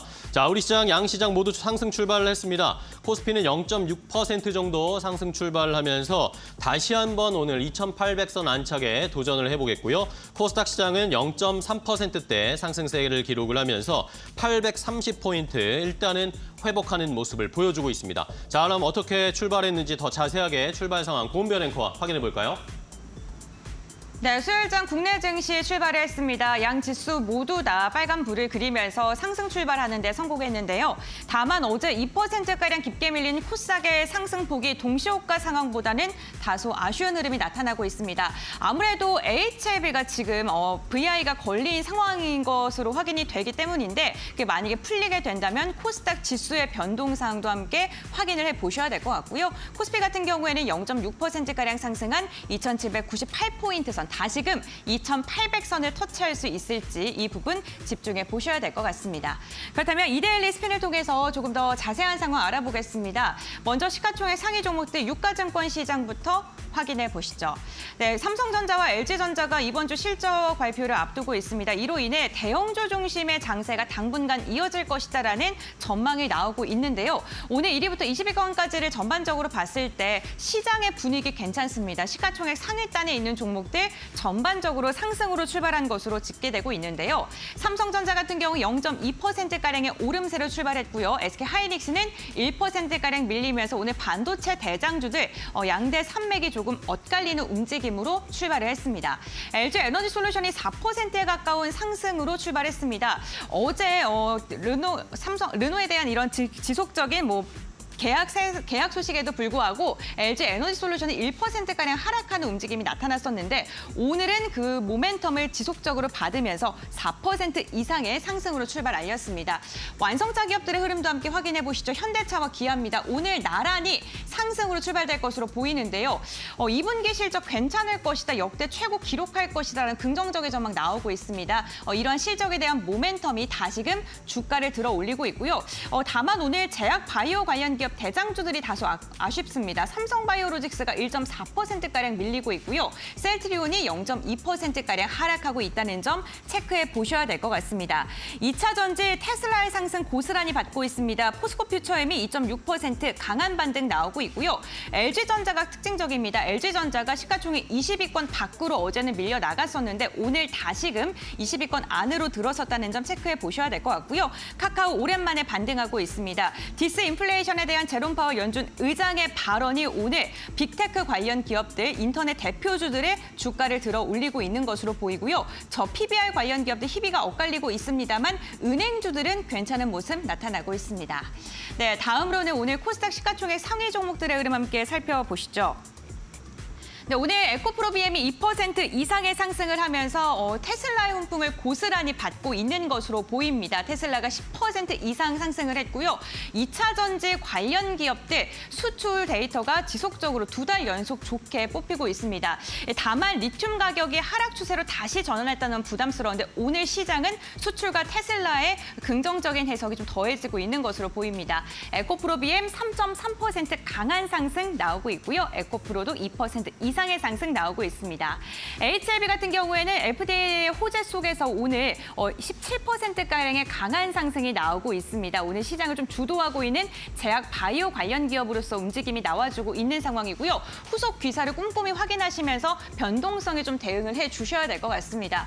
2차 전지 오늘 시장 괜찮습니다. 다만 엔캠은요 상승폭이 다소 아쉬운 모습이고요. HLB 제약 바이오 대장주 역할을 하면서 상대적으로 다른 제약 바이오 관련 기업들은 힘을 힘을 내지 못하고 있는 모습입니다. 삼천당 제약은 0.4%가량 빠지고 있는 상황입니다. 아무래도 바이든이 비만 치료제에 대한 가격이 비싸다라는 언급이 발목을 잡고 있는 것으로 보이고요. 실리콘투 화장품 관련주 오늘 1.7% 상승하고 있는 모습.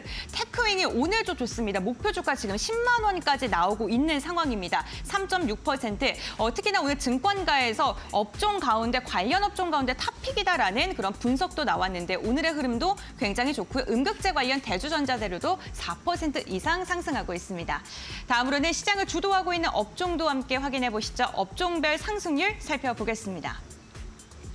네, 오늘 시장을 주도하고 있는 건 역시나 2차 전지입니다. 2차 전지가 대형주는 물론이고 중소형 개별주들까지도 강세를 보이면서 4% 이상의 상승을 보이고 있다는 점 특징적입니다. LG 에너지 솔루션 그리고 에코프로가 오늘 굳건하게 상승을 하면서 이로 인해 2차 전지 업종들의 상승률 전반적으로 좋고요. 완성차 기업들뿐만 아니라 밸류체인 하단에 있는 종목들도 좋습니다. 오늘 자동차 관련 어제 한 걸음 쉬어갔는데 오늘은 다시금 강한 방등 나오면서 1.7% 상승하고 있습니다. 정유주 역시나 1.4%가량 상승하고요. 지금 전기, 전자, 제약, 바이오, 금융과 같은 오늘 전반적으로 시장의 분위기가 괜찮은 것으로 확인되고 있습니다. 저 PBR 관련 기업들뿐만 아니라 금리 인하에 대한 기대감 속에 이로 인해 오늘 기술주들 그리고 제약, 바이오 관련 기업들 전반적으로 상승하고 있다는 점 체크해 보시면 좋을 것 같습니다. 그렇다면 이러한 시장 상황 속에 전문가들은 어떠한 특징을 잡아내고 있을까요? 지금부터 알아보시죠.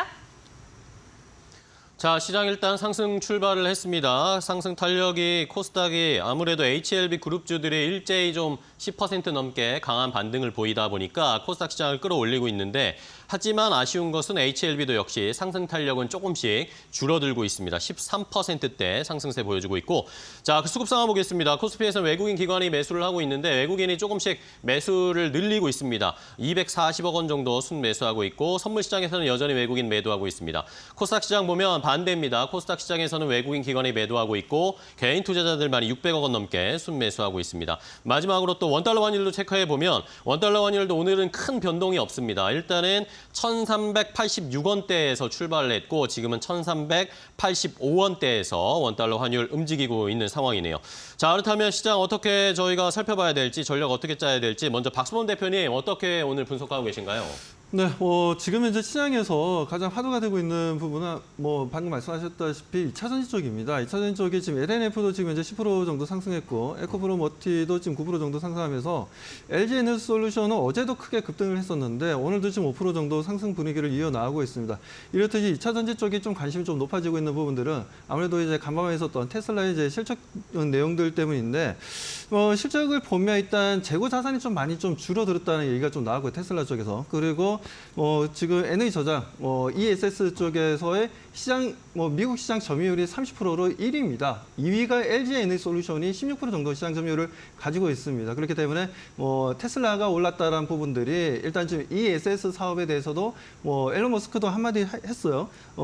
ESS 사업이 전기차보다 더 빠르게 성장할 것 같다라고 한마디를 했는데 이 부분으로 인해서 이제 테슬라도 좋은 주가 상승 흐름을 기조를 이어나가겠지만 미국 시장에서 두 번째로 ESS 제품을 판매를 하고 있는 시장 점유율을 가지고 있는 LG 에너지 솔루션이 우리가 좀 주목해야 되지 않나. 지금 현재도 좀 강한 상승 흐름을 보여주고 있지만 지금도 우리가 지금 제가 봤을 때는 좀 대응해도 괜찮다라고 좀 판단하고 있고요. 물론 2분기 실적이 생각보다는 컨센보다는 좀 약할 것으로 보고 있습니다. 약할 것으로 보고 있지만 미리 선반영돼서 움직여줄지 3분기 또 이 3분기 실적에 대한 이제 최악의 순간 주가라는 게 항상 그렇죠. 이게 최악의 순간을 지나고 나면 그때부터 또 다시 한번 주가가 상승하는 흐름들을 보여주기 때문에 그렇게 우리가 좀 보자면 미리 좀 움직여주는 부분들도 상당히 좀 긍정적으로 바라볼 수 있고 실적인 주가가 어느 쇼크가 발생하더라도 하루 이틀 정도는 조정받겠지만 제가 봤을 때 LG 에너지 솔루션 같은 경우는 상승 추세를 계속 유지할 가능성이 높다라고 보여집니다. 그래서 지금 현재는 LNF도 좋고 에코프로 머티도 좋고 에코프로 BM이라든가 관련된 전체적인 이제 소재, 셀 다 좋다라고 보고 있지만 그 중에서도 우리가 가장 관심 있게 봐야 되고 안정적으로 대처할 수 있는 종목은 저는 LG 에너지 솔루션이라고 말씀드리고 싶습니다. 네, 알겠습니다. 자, 2차 전지 진짜 바닥을 통과하고 있는 중인지 여부를 잘 판단해 봐야 되겠고요. 신리섭 소장님 오늘 시장 어떻게 보세요? 네. 이러니까 반도체랑 2차 전지가 척을 질 수밖에 없는 상황. 그렇네요. 에코프로비엠하고 한미 반도체가 예전에 실로 묶인 듯이 시소처럼 움직이는 그걸 두고 굉장히 의아하다고 얘기가 나왔는데 실제로 증권사에서 알고리즘 매매가 있었다 보고서가 나왔잖아요. 근데 지금 더 그런 것들이 또 강화가 될 수밖에 없는 어제 미국 증시도 똑같이 움직였거든요. 엔비디아가 빠지자 정말 귀신같이 테슬라가 오르는. 그러니까 엔비디아에 목을 메고 있으셨던 분들은 손실을 봤는데 그 사이에 테슬라를 저점 매수하셨던 분들은 환호를 질렀거든요. 그리고 지금 뉴욕 증시 10위 안에 든 종목 중에 하락한 게 엔비디아랑 일라일리 노보노디스크 어제 바이든 그 이슈 때문에 그다음에 엑슨모빌 딱 4종목이거든요. 지금. 근데 우리나라에서 아까 정유업종에 올라가는 거는 SK 이노베이션이 정유업종에 속해 있기 때문에 정유업종에 올라가는 거예요. 그냥 3종목밖에 없거든요. SK 오늘 상장을 못했기 때문에 정유업종에 오른다기보다는 SK 이노베이션에 오르는 것이죠.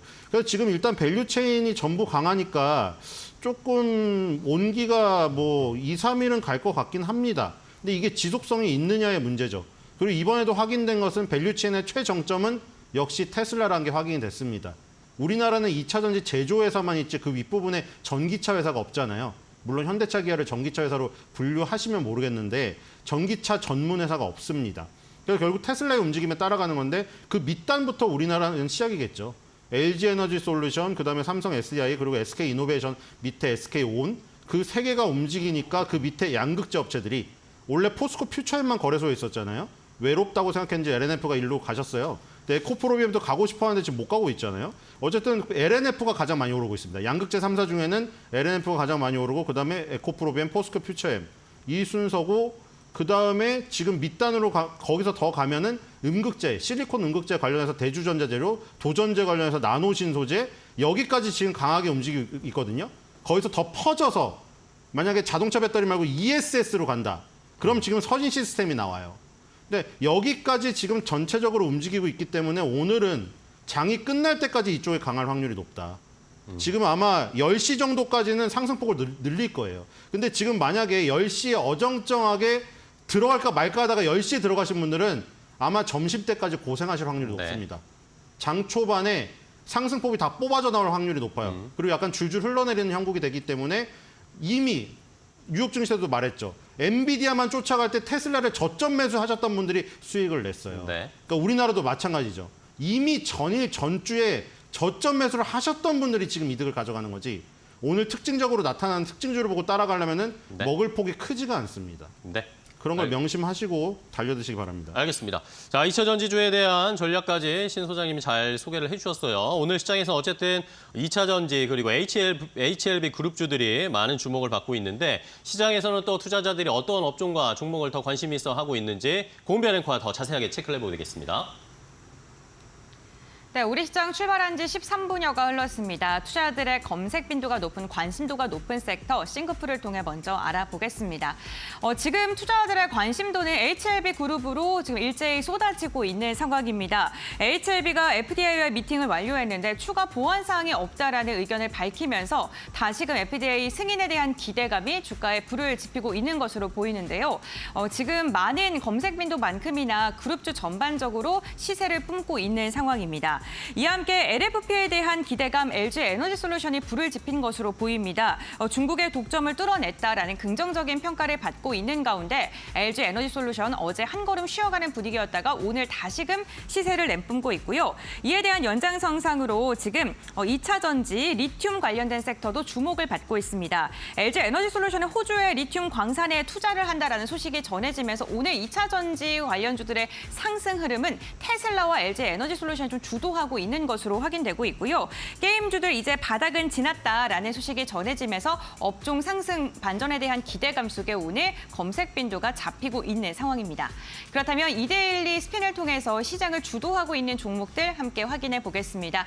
먼저 상승률 상위 종목들의 흐름부터 살펴보시죠. 오늘 시장에 입성한 종목이 있습니다. 바로 치아 보철 관련 기업인 하스인데요. 하스 같은 경우에는 희망 공모가 최상단을 초과하면서 공모가가 형성이 됐고요. 이로 인해서 오늘 지금 52%의 강한 상승까지 더해지고 있는 상황입니다. 치아 보철과 관련돼서 지금 생산하고 판매하는 기업이고요. 시장 기대감으로 오늘 강한 상승 나오고 있는 상황입니다. 에머리츠 같은 경우에 어제에서 오늘도 강한 상승 이어갑니다. 상한가에 안착된 모습인데요. 유상증자 모멘텀 속에서 전환산체 모멘텀, 자금을 지금 열심히 조달하고 있다라는 그러한 소식이 긍정적으로 해석이 더해지면서 오늘 시세를 내뿜고 있는 모습입니다. 휴림 네트워크스도 마찬가지로 자금 조달에 대한 기대감 속에 주목을 받고 있는 것으로 보이고요. 오늘 리튬 관련 기업들 강한 상승 나오고 있는 가운데 에코프로 머티리얼즈가 주도주 역할을 하고 있습니다. 12%가량의 상승이 지금 포함되고 있는 상황입니다. HLB제약바, HLB그룹주들도 오늘 시세를 내뿜고 있습니다. 다음으로는 거래량이 강하게 쏠리고 있는 종목들 함께 살펴보시죠. 네, 거래량 상위 종목들 함께 확인해 보시면요. 역시나 오늘 시장에 입성한 하스에 대한 거래량이 굉장히 많은 상황이고요. 오늘 모바일 어플라이언스와 같은 자율주행 관련 기업들도 매기세가 쏠리고 있습니다. 게임주들, 넥슨 게임주가 두 자릿대 상승하고 있습니다. 네, 그렇다면 지금 시장을 주도하고 있는 특징주 전문가들은 어떤 걸 꼽으셨을까요? 지금부터 알아보시죠. 자, 매기세가 2차 전지로 쏠리다 보니까 반도체가 약할 수밖에 없습니다. 삼성전자 결국에는 0.2% 하락세, SK하이닉스도 2% 가까이 하락세를 나타내고 있고 최근에 또 조정을 받은 원전주들은 그래도 약간의 반등이 나옵니다. 두산에너빌리티나 한전기술 같은 종목들은 상승 전환하는 모습입니다. 자, 그럼 어떤 종목 더 자세하게 봐야 될지 박수범 대표님 어떤 종목 체크해 보실까요? 저는 이제 현대오토에버를 좀 볼 필요가 있다라고 좀 말씀 좀 드립니다. 이틀 연속으로 지금 현대차와 기아차가 좀 조정을 좀 받긴 했습니다만, 관련해서 현대오토에버도 좀 조정이 나왔죠. 하지만 지금 현재 가장 지금 시장에서 좀 관심이 좀 높아지고 있는 게 자동차 전장화가 되다 보니까 SDV에 대한 관심도가 상당히 좀 높아지고 있습니다. 자, SDV라는 건 이제 바로 이제 그 소프트웨어라고 좀 자동차의 이제 소프트웨어라고 좀 보시면 되는데, 자, 그 부분에서 현대오토에버 같은 경우는 현대차 그룹의 자회사로서 지금 관련된 소프트웨어를 중심으로 해서 좀 개발을 계속해서 진행해 나가고 있는 상황이고요. 그 부분에 있어서 여러 가지 내용들이 좀 나와주고 있습니다만, 플랫폼 관련된 내용들, 그리고 지금 이제 그 관련된 내용들을 좀 보면 일단 지금 현재 테슬라가 좀 움직였다라는 부분들도 좀 지금 시장에서도 현대오토에버가 최근 들어서 좀 뭐라 해야 되나 좀 행보구간이 좀 강했어요. 행보구간이 강한 구간에서도 불구하고 오늘 같은 경우에는 다시 한번 더 6% 상승하면서 다시 추세 상승 움직임을 좀 보여주고 있고요. 오늘 아침에도 증권사에서 또 리포트가 좀 나오긴 했었는데 목표가를 20만 원 이상으로 좀 올렸습니다. 올린 이유가 다름이 아니라 SDV에 대한 이제 관심도도 높아지고 있고 그에 대한 판매량도 좀 증가할 것이다. 그러면서 2분기 실적이 대략적으로 이제 3% 영업이익 3% 그러면서 지금 이제 실적은 작년 YOY 예상 대비해서는 계속해서 꾸준하게 상승 흐름을 좀 잡아줄 거고 이 부분들이 상반기는 이렇게 해서 끝나지만 하반기 들어서는 좀 더 추가적인 매출과 영업이익 마진율이 상당히 좀 크게 증가할 수 있다는 내용들이 좀 나와주고 있습니다. 그런 부분들을 통해서 현대오토에버 지금 현재 6% 상승하고 있고 이틀 연속 조정을 받았지만 상승 추세를 유지해 나가고 있고 충분히 이 정도의 움직임이라면 전 고점 부근이 지금 현재 4월 말이었죠. 4월 말에 보면 차트를 보면서 말씀드리면 4월 말 정도에 보면 지금 이제 17만 원 이상 좀 상승 분위기를 좀 이어나가다가 고점을 형성하고 또 두 달 동안 약 조정을 좀 받고 다시 한 번 더 상승 추세로 전환되고 있다는 모습들 이런 부분들은 좀 상당히 좀 긍정적이지 않나라고 좀 판단하고 있습니다. 기술적으로. 그리고 지금 이제 거래량도 양호하게 잘 형성되고 있는 흐름들 이런 부분들을 통해서 현대오토에버에 제가 봤을 때는 적어도 한 20만 원까지는 좀 열어놓고 업사이드를 좀 열어놓고 좀 지켜봐야 될 좋은 종목이라고 말씀드리고 싶습니다. 알겠습니다. 현대오토에버를 집중적으로 좀 분석을 해주셨고요. 신리스포츠 소장님은 계좌하고 어떤 종목 좀 집중하고 계세요? 지금 할만한 게 금융주 아니면 금융주를 그냥 체질적으로 알레르기식으로 싫어하시는 분이 있거든요. 그런 분들은 화장품주가 지금 아직 살아 있습니다. 그러니까 우리가 지금 업종별 얘기를 어느 때부터 잘 안 하는 이유가 업종별 분류가 요즘엔 의미가 없어졌어요. 그러니까 거래소에서 분류한 업종이 모든 섹터를 대변할 수가 없거든요. 융합 산업이 많기 때문에. 아까 대표적인 게 나왔죠. 정유업종이 올라간다고 나왔는데 정유업종이 올라가는 게 아니라 SK 오늘뿐은 SK 이노베이션이 올라가고 있는 것이거든요. 그리고 예를 들어서 아모레퍼시픽이 아무리 올라도 아모레퍼시픽은 화학업종입니다. 롯데케미칼이 안 오르면 화학업종 오르지가 않아요. 화장품 업종을 대변할 수가 없는 것이죠. 그러니까 지금 우리는 섹터별로 봐야 되는데 섹터별로 분류를 하자면 지금 중소형 화장품주가 아직도 강합니다. 거기서 이제 브랜드 쪽으로 좋아하시는 분은 클리오, 그다음에 아이패밀리 SC, VT, 잉그루드랩 이런 거 그거를 지금 만들어주는 업체가 코스메카 코리아, CNC 인터내셔널 그리고 플랫폼을 제공하는 업체가 실리콘2예요. 근데 얘네들이 지금 전부 다 한 2달 정도 음봉이 나오고 있습니다. 2달 정도 음봉이 나오면서 이격 조정을 하는 이 순간에 이격 조정도 지금 사실은 실리콘2, CNC 인터내셔널, 코스메카 코리아는 2%에서 4% 상승을 해버리고 있거든요. 그러니까 월중 조정으로 지금 끝나버리고 있어요. 그래서 지금 이런 게 조정이 나올 때 잡으시는 게 좋을 것 같고요. 그다음에 아까 전에 말했던 동양생명 인수권, 그다음에 밸류업 프로그램으로 인해서 올라가는 종목들. 하나금융지주가 인수를 함에도 불구하고 피인수 기업 동양생명보다는 많이 안 올랐지만 지금 올라가고 있다. 우리금융지주죠. 우리금융지주 그리고 하나금융지주 다 마찬가지예요. KB금융, 하나금융지주, 우리금융지주 4대 금융회사가 보험회사라던가 증권사 매물로 나오면은 포트폴리오를 구성해서 꾸려서 진짜 외국의 뭐 골드만삭스나 이렇게 가려고 지금 우리가 가는 과정이에요. 그러니까 좋은 매물들이 들어오면은 계속해서 걷어들이면서 벌크업을 하고 있는 것이죠. 그런 것들이 밸류업이랑 만나서 밸류업 플러스 벌크업이 되면 정말로 우리나라 금융주도 재미없는 주식에서 재미있는 주식으로 저 녀석 재미있네. 김성근 감독 말처럼 그렇게 될 가능성이 있어요, 지금. 모습이. 네. 그게 왜냐하면 하나금융지주도 2010년도부터 무려 15년간의 박스권 상단을 돌파하고 있거든요. 그러니까 여기 의미가 있는 거죠. 15년 동안 변하지 않던 애가 갑자기 변해 무슨 일이 있는 거예요. 얘도 마찬가지죠. 주식도. 네. 그런 것들을 보시면 될 것 같습니다. 알겠습니다. 자, 이렇게 금융주를 한번 체질 개선하는 글로벌 뱅크로 성장할 수 있는 모멘텀들이 보이고 있다 말씀해 주셨고 화장품도 자세히 살펴보겠습니다. 자, 그럼 이제 마지막으로 두 분께 오늘 시장 어떻게 대응해야 할지 핵심 키포인트를 한 문장으로 간단하게 들어볼까요? 박수범 대표님.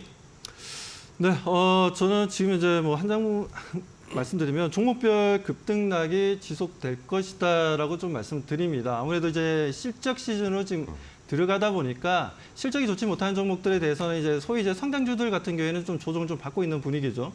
뭐 그런 부분들에 있어서 이제 좀 추가적인 조정은 좀 나아질 수는 있다라고 좀 바라보고 있고요. 하지만 실적에 대한 기대감을 가지고 있는 종목들 같은 경우에는 그 업종 안에서도 실적에 대한 기대감이 있는 종목들은 계속 올라간다는 거죠. 예를 들어서 뭐 제약바이오 같은 경우에는 삼성바이오로직스를 비롯해서 셀트리온 같은 경우에는 그동안 시장에서 상당히 좀 실적이 꾸준하게 잘 나오는데도 불구하고 주가 상승 탄력이 상당히 좀 둔화된 흐름들이었습니다. 하지만 최근 들어서 뭐 삼성바이오로직스 이틀 연속 상승 흐름을 좀 잡아주고 있는데 이렇듯이 정확하게 실적이 숫자로 찍히는 종목들에 대한 부분들은 우리가 관심 있게 바라봐야 되고 이번 2분기 실적 시즌을 통해서 관련 종목들을 통해서 단기 수익을 좀 끌어올리자라고 말씀드리고 싶습니다. 네, 알겠습니다. 결국에는 또 실적 저희가 잘 대비를 해야 되겠죠. 변동성은 대비를 해야겠습니다. 신리스포츠 소장님은 간단하게 한마디로 어떤 키포인트 잡으셨어요? 네, 바이든 대통령이 111 노보노디스크 다이어트 약 가격 지나치게 비싸. 이 코멘트 때문에 어제 111 노보노디스크가 조금 조정을 받아서 삼천낭제약하고 펩토론 아까 제가 장 초반에 얘기 드린 두 가지 그 섹터에 나온 얘기 있죠. 그게 조정을 받는 텐데 지금 벌써 말아 올리고 있습니다. 그러니까 여기서 명심해야 될 거는 그날 특징적으로 말하는 게 아니라 특징주를 말한다는 것은 특징이 이미 나타났기 때문에 말하는 거예요. 2차 전지를 특징주로 얘기했다는 건 이미 특징적으로 나타날 정도로 상승했다는 것이죠. 그럼 뭐를 사야겠습니까? 엔비디아를 떠들 때 테슬라를 사야 되는 것이고 테슬라를 떠들 때 엔비디아를 사야 되는 것이죠. 2차 전지를 떠들고 있을 때 조정받는 111 노보노디스크 관련주를 사야 되죠. 당연히 삼천당제약하고 펩트론을 조정받을 때 사는 게 지금 오늘 아침에 2차 전지 사서 장 마감 수익률이랑 지금 삼천당제약 펩트론 사서 장 마감 수익률 거의 비슷하거나 역전될 수도 있을 거라고 생각이 됩니다. 그런 식으로 특징주가 아니라 비특징주를 미리 사서 특징주로 발현이 됐을 때 수익 실현하는 네. 그런 자세로 나가야지 수익이 낼 거라고 생각이 됩니다. 알겠습니다. 결국에 역발상 투자 저희가 잘 공략을 해봐야 되겠습니다. 자, 오늘 두 분과 함께 장 출발 준비했습니다. 오늘 좋은 전략 알려주셔서 감사하고요. 다음 시간에 또 뵙겠습니다. 고맙습니다.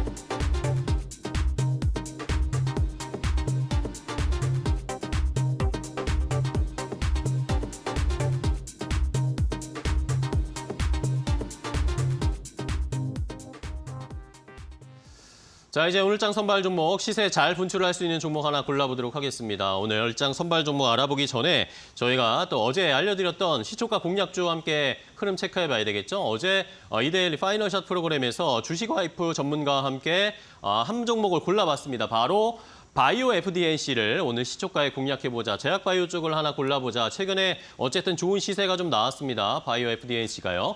오늘 그러면서 오늘 매수가를 시초가 14,620원 정도에 체결이 되셨을 거고 목표 가격은 18,000원까지 한번 잡아봤는데 오늘 어떻게 주가가 움직이고 있을까요? 함께 확인해 보도록 하겠습니다. 자, 바이오 FDNC 오늘은 일단은 약보합권으로 좀 전환했네요. 아까는 상승하고 있었는데 시간이 조금 지나면서 탄력은 떨어지고 지금 보합권 왔다 갔다 하고 있는 상황입니다. 바이오 FDNC의 모멘텀 잘 확인해 보시고 오늘도 어떻게 마지막까지 주가 흐름 이어가는지 잘 체크해 보시기 바랍니다. 자, 그럼 이제 오늘장에서 공략해 볼 만한 좋은 종목, 오늘장 선발 종목으로 바로 이어가서 골라보도록 할 텐데요. 오늘은 IBK 투자증권 영업부 박근영 부장과 함께 종목 이야기 나눠보겠습니다. 안녕하세요, 부장님. 네, 안녕하세요. 네, 반갑습니다. 자, 오늘 시장에서는 어떤 종목을 좀 살펴볼까요?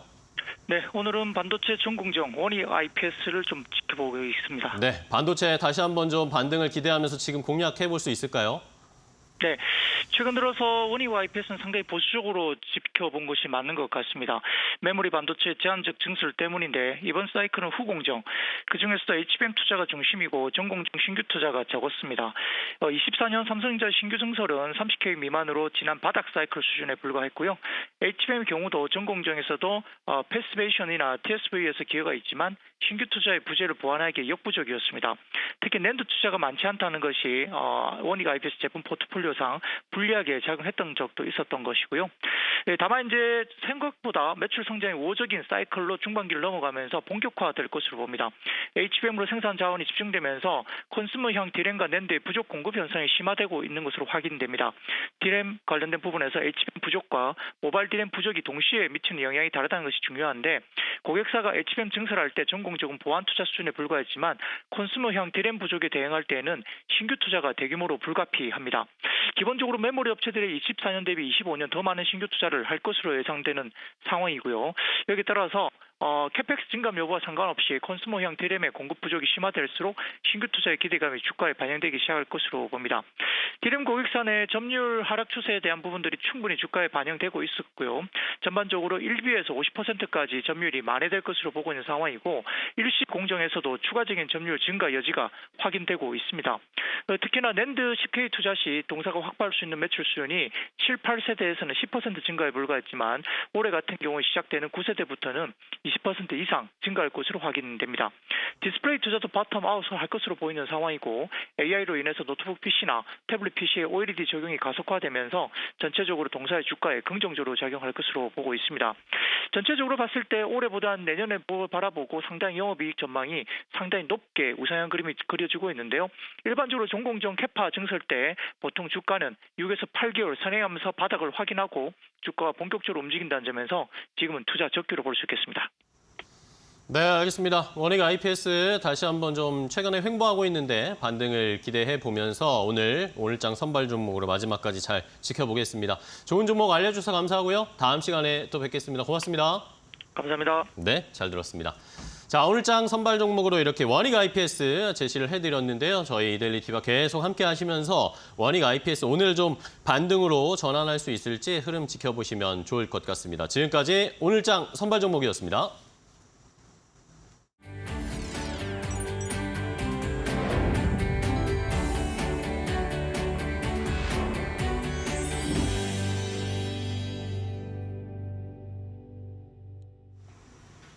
이코노미톡 시간으로 이어가 보겠습니다. 시장에서 주목해둬야 되는 경제 이슈에 대해서 전문가의 시각으로 이야기를 나눠보는 시간입니다. 오늘 이 시간 리더스 인덱스의 박주근 대표와 함께합니다. 안녕하십니까? 네, 안녕하세요. 네, 오늘도 한 가지 이슈 집중적으로 파헤쳐 볼 텐데요. 어떠한 이슈일까요? 지금부터 확인해 보시죠.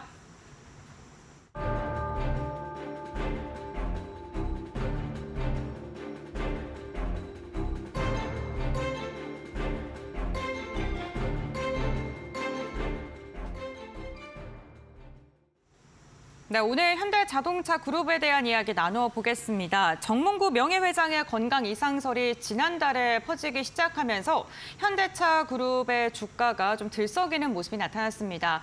회사 측에서는 사실 무근이다라고 강경하게 선을 그었지만 건강 이상설은 지속적으로 좀 나오고 있는 상황인데요. 이에 대한 이야기 자세히 나눠보겠습니다.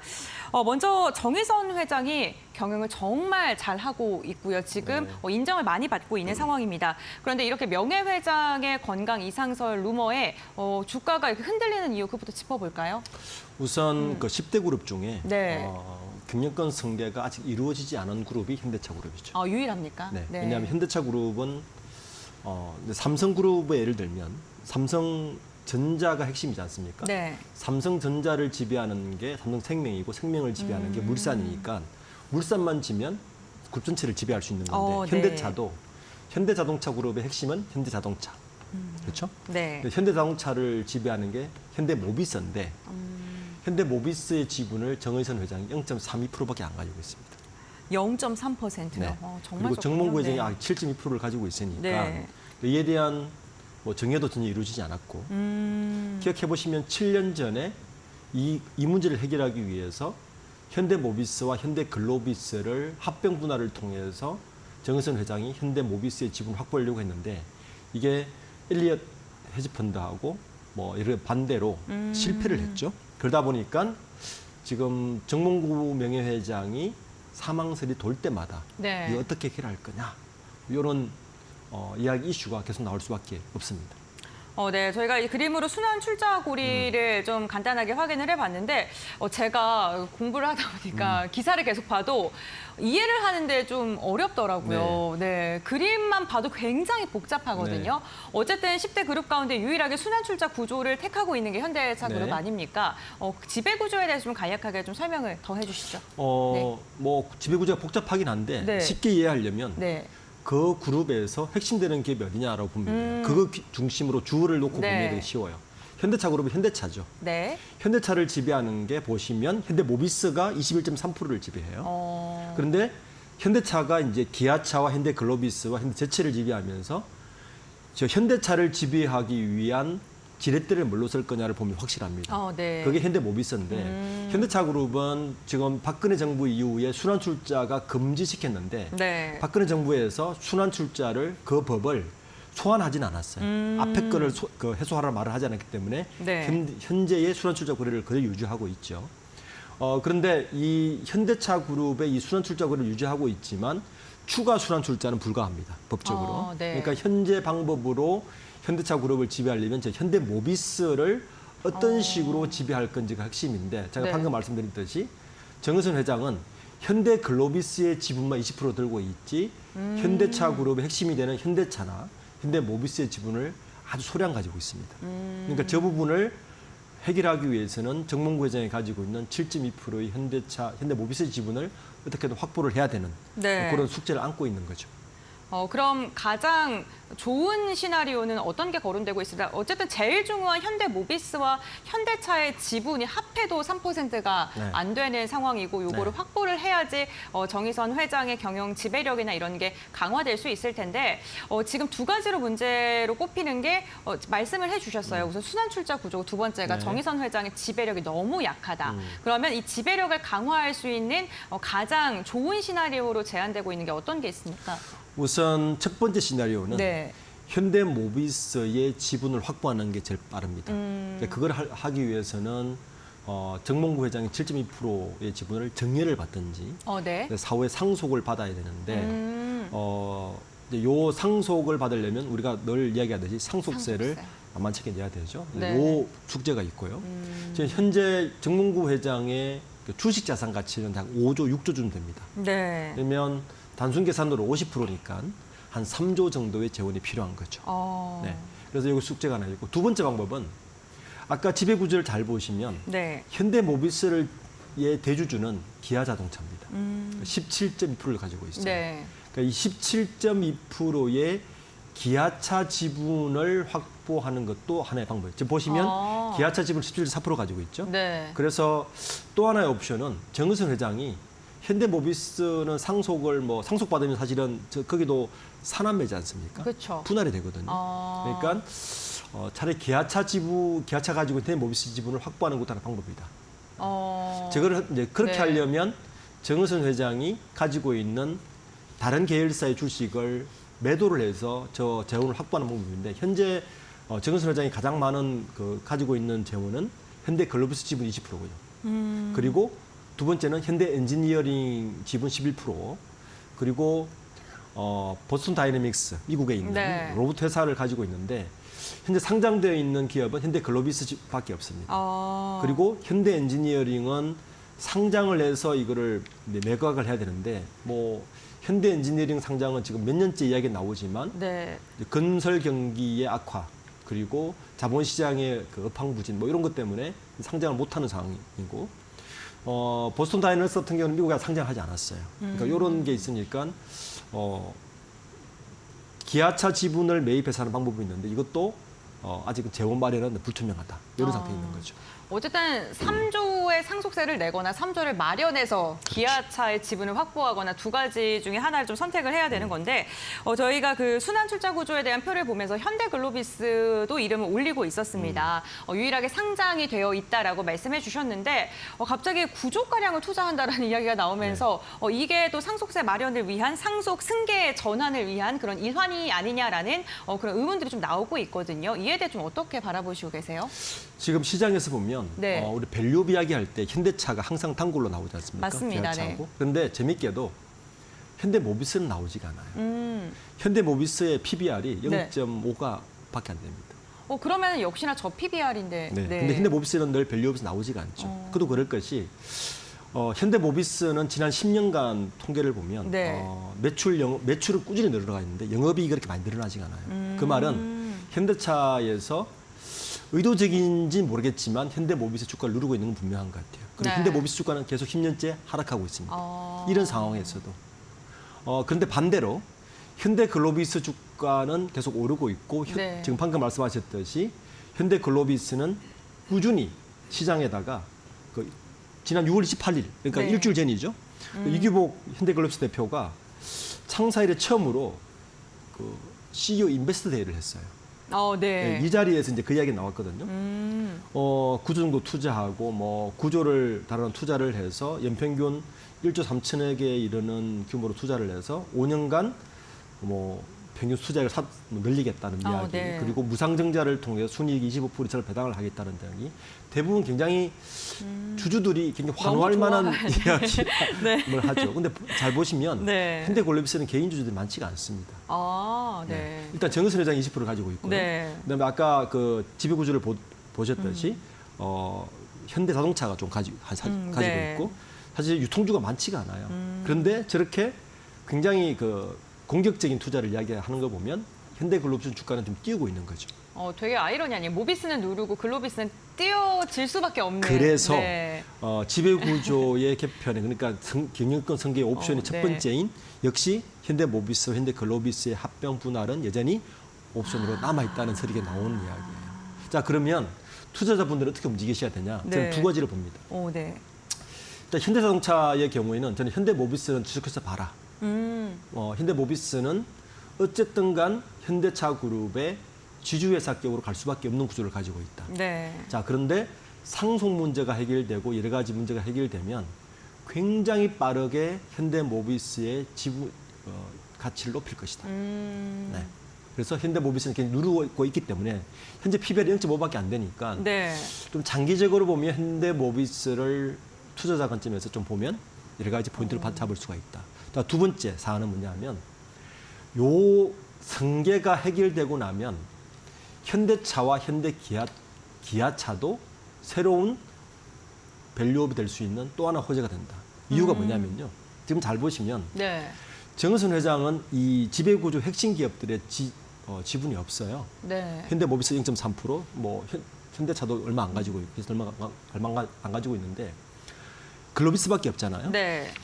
그런데 지배 구조를 좀 간편하게 심플하게 만들고 나면 그리고 현대모비스의 대주주로 올라가는 순간 현대차와 기아차는 밸류업을 훨씬 빠른 속도로 할 겁니다. 왜냐하면 모비스 쪽으로 배당이나 여러 가지를 갈 수 있기 때문이죠. 그리고 모비스도 훨씬 더 많은 배당이나 뭐 자사주 소각이라든지 여러 가지 밸류업을 할 것입니다. 이렇게 보면 현대차 지배 구조가 좀 심플하게 바뀌는 순간 여러 가지 주주 가치 제고의 효과는 분명히 나타날 것이라고 보고 있습니다. 네, 지금 현대 글로비스랑 모비스의 합병에 대한 이야기를 조심스럽게 꺼내주셨는데 이재용 삼성전자 회장의 승계 좀 비슷하지 않았습니까? 두 분이서 좀 사적으로 뭐 친하다 뭐 이런 이야기도 많이 나오고 있는데 승계 작업까지 비슷하게 진행될 것이다라는 분석이 많이 지금 쏟아지고 있는 상황입니다. 삼성전자 역시나 삼성 이재용 회장 역시나 좀 비슷하게 승계가 이루어진 것이죠. 네. 시작은 비슷했는데 네. 방법은 전혀 다르다. 그래요. 네. 어떤 식으로 차이가 있습니까? 왜냐하면 네. 삼성 그룹 같은 경우는 이재용 회장에게 현대 시작은 보통 에버랜드 전환사채로 네. 시작했죠. 이제는 에버랜드 전환사채를 주고 그리고 에버랜드와 삼성물산을 합병하고 그리고 그걸 통해서 합병을 통해서 그 삼성물산을 통한 삼성그룹의 지배구조, 네. 전자를 지배할 요 형식이었는데 굉장히 많은 편법 그다음에 불법 소지들 이런 얘기 많았잖아요. 네, 맞습니다. 네. 현대차의 경우에는 약간 돌직구형입니다.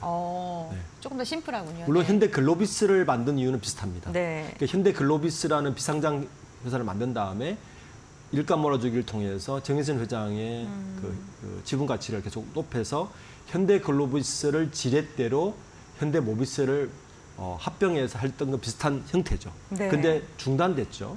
그리고 나서는 사실은 지금까지는 여러 움직임이 없는데 현대차 그룹, 그러니까 현대그룹의 특징은 좀 직구형으로 직접 지분을 인수하거나 해서 이걸 헤쳐나가지 않을까.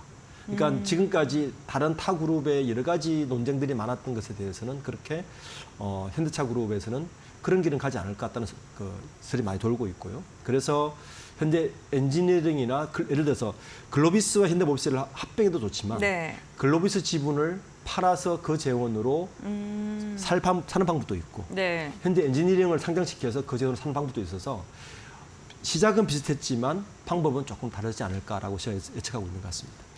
네, 어쨌든 현대차 그룹의 승계 작업이 진행되게 된다면 사실 시장에 기대도 있지만 우려도 있는 게 국내 굵직굵직한 기업들의 승계 작업이 진행됐을 때 주가에 타격도 있었고 지배구조 자체가 조금 희석되는 우려 때문에 지금 좀 시장에선 걱정을 하는 부분도 있는 것 같습니다. 현대차의 주가 지금 너무 잘 가고 있지 않습니까? 좀 발목을 잡진 않을까라는 우려도 나오는데 이에 대해서는 어떻게 생각하십니까? 저는 오히려 반대로 좀 보고 있어요. 더 잘 갈 것이다. 네, 저는 왜냐하면 현재도 PBR이 1.0이 안 돼요. 네. 현대차가. 그러니까 현대차, 기아차는 현재 실적에도 못 미치는 주가를 보이고 있는 게 사실인 것 같고 지금 정몽구 명예회장의 사망설이 돌면서 여러 가지 이유가 돌면서 현대차 지배구조에 관심이 많은데 만약에 지배구조가 현재 지금처럼 불확실하지 않고 좀 더 클리어하게 해결된다면 한 번 더 밸류업에 대한 저는 호재는 분명히 있다고 봅니다. 특히 현대모비스를 보시면 지난 10년간 너무 주가가 너무 누른 상태예요. 네. 그래서 현대모비스가 그렇지만 현대모비스를 통한 지배구조는 분명하거든요. 그래서 이 부분이 만약에 승계가 이루어지고 해결된다면 현대모비스에 대한 밸류업도 굉장히 빠르게 일어날 거기 때문에 지금 같은 불확실성만 사라진다면 현대차 그룹의 주주가치 제고 그리고 밸류업은 한 번 더 일어날 가능성이 높다고 보고 있습니다. 네, 알겠습니다. 오늘 현대차 그룹에 대한 승계 이야기를 나눠봤습니다. 정의선 현대차 회장이 2018년 취임한 후에 지속적으로 괄목할 만한 현대차의 성장세를 이끌고 있습니다. 지배구조 개편으로 인해서 그룹사 전체적으로 주가가 다시 한번 레벨업 될 수 있을지 이 부분을 좀 기대해 보겠습니다. 오늘 도움 말씀 주신 대표님과는 여기서 마무리하겠습니다. 오늘 말씀 고맙습니다. 네, 감사합니다.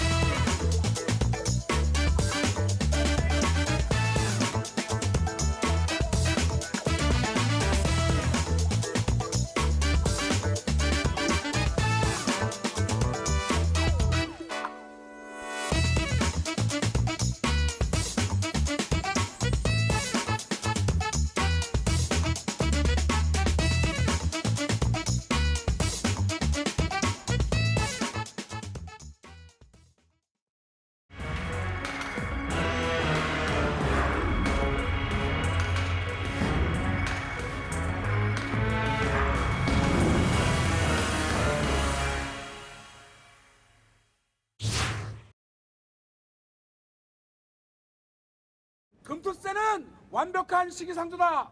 민주당은 민심을 따르라. 금융투자소득세가 주식시장의 뜨거운 감자로 떠올랐습니다. 금투세는 금융투자 수익이 5천만 원을 초과하면 투자자가 수익 중 20%를 세금으로 납부하는 과세 제도입니다. 금융투자 수익이 3억 원을 초과하면 25%의 세금이 부과됩니다. 2025년 1월 1일부터 시행 예정인데 금투세가 도입되면 단기 매매, 이른바 단타거래 비중이 늘어날 것이란 우려가 나옵니다. 투자자들은 세금 납부 대신 손실난 주식을 파는 방식으로 과세를 피한다는 겁니다. 이미 주식시장 거래대금에서 단기 매매 비중은 역대 최고치를 기록했습니다. 한국거래소에 따르면 올해 들어 지난달 13일까지 코스피와 코스닥 시장의 단기 매매 거래량은 총 1,020억 9,774만 주로 전체 거래량 가운데 58%를 차지했습니다. 같은 기간 단기 매매 거래대금은 총 1,111조 1,139억 원으로 전체 거래대금 가운데 48%로 집계됐습니다. 우리나라 코스닥 시장 가격 움직임 보면 장기간에 걸쳐서 우상향하고 있는 그런 모습들이 나타나고 있지는 않거든요. 그러다 보니 장기가 묵혀놨을 때 그냥 제자리 걸음하는 수준이더라. 이런 인식들이 특히나 개인 투자자들을 중심으로 해서 강하게 이제 형성이 되었고요. 변동성만을 보면서 데이 트레이딩을 하는 게 오히려 수익이 더 나을 수 있다. 그런 인식들이 이제 확대되면서 나타나는 결과라고 볼 수 있겠죠. 전문가를 만나 자세한 이야기를 들어봤습니다. 김대종 교수는 주식시장에서 단기 매매 비중이 80%까지 증가할 수 있다고 전망했습니다. 저는 아마 전체 거래액의 80%가 다 단기 매매가 될 것이다. 5천만 원 이상 이익이 나면 20% 세금을 내야 되고 최고 27%까지 세금을 내야 됩니다. 그러면 누가 5천만 원 이익을 남겨서 세금을 내겠느냐. 당연히 단기 매매로 전환이 될 것이다. 금투세는 개인 투자자 독박 과세라는 의견도 나옵니다. 금투세 시행되고 거래세가 인하되면 대세 상승을 막는 장벽으로 투자자들이 긴 호흡보다는 단기 매매에 집중할 수밖에 없고 그로 인해서 단타 폐해가 심각하게 드러날 것입니다. 기존에 내던 세금을 외국인은 인하가 되거든요. 내던 거래세를 안 내기 때문에 낮은 세금으로 거래를 할 수 있고 한 번 하던 거 두 번 할 수 있고 외국인들은 꿀맛이죠. 그런데 결과적으로 개인 투자자들은 죽을 맛이 될 겁니다. 반면 금투세를 도입해도 단기 매매에 큰 영향은 없을 거라는 시선도 있습니다. 장기 보유를 하더라도 5천만 원이 넘으면 세금을 내야 하는 거니까 개인은 무조건 수익이 더 높기를 원해요. 저는 영향이 없을 거라고 봐요. 수익의 일부를 세금으로 내는 거지 수익보다 더 많은 세금을 내는 건 아니잖아요. 우리가 돈을 더 벌면 더 번 것에 일부를 세금을 내는 거지 세금이 있다고 더 벌 생각이 없어진다 이렇게 생각하는 것은 너무 과다한 생각인 거죠. 더불어민주당도 과세 합리화를 위해 금투세를 예정대로 시행해야 한다고 주장하고 있습니다. 다만 단기 매매 촉진 우려에 대해서는 장기 투자에 대한 인센티브를 부여하는 등 보완책 검토가 필요하다고 설명했습니다. 그렇다면 단기 매매 비중을 줄이기 위한 정부와 기업의 역할은 무엇일까? 정부가 할 수 있다 그러면 가급적이면 세금을 없애는 싱가포르 모델을 따라라. 싱가포르는 법인세가 17%, 정권 거래세 외에는 모든 세금이 없습니다. 주가 조작에 대해서도 형사처벌과 함께 자금 환수도 해야 되는데 또 그런 게 좀 미비하다. 기업의 투명성을 높이기 위해 애쓰고 기업의 거버넌스, 지배구조라든지 그다음에 주주환원과 관련된 그런 부분들을 지금보다는 더 투명하고 그리고 적극적으로 주주환원을 이제 실시하는 이런 쪽으로 소득이 있는 곳에 세금이 있다는 조세 정의 실현이 주식시장 혼탁을 불러올 수 있다는 우려, 당국의 고민이 깊어지는 대목입니다. 이데일리 TV 이지은입니다.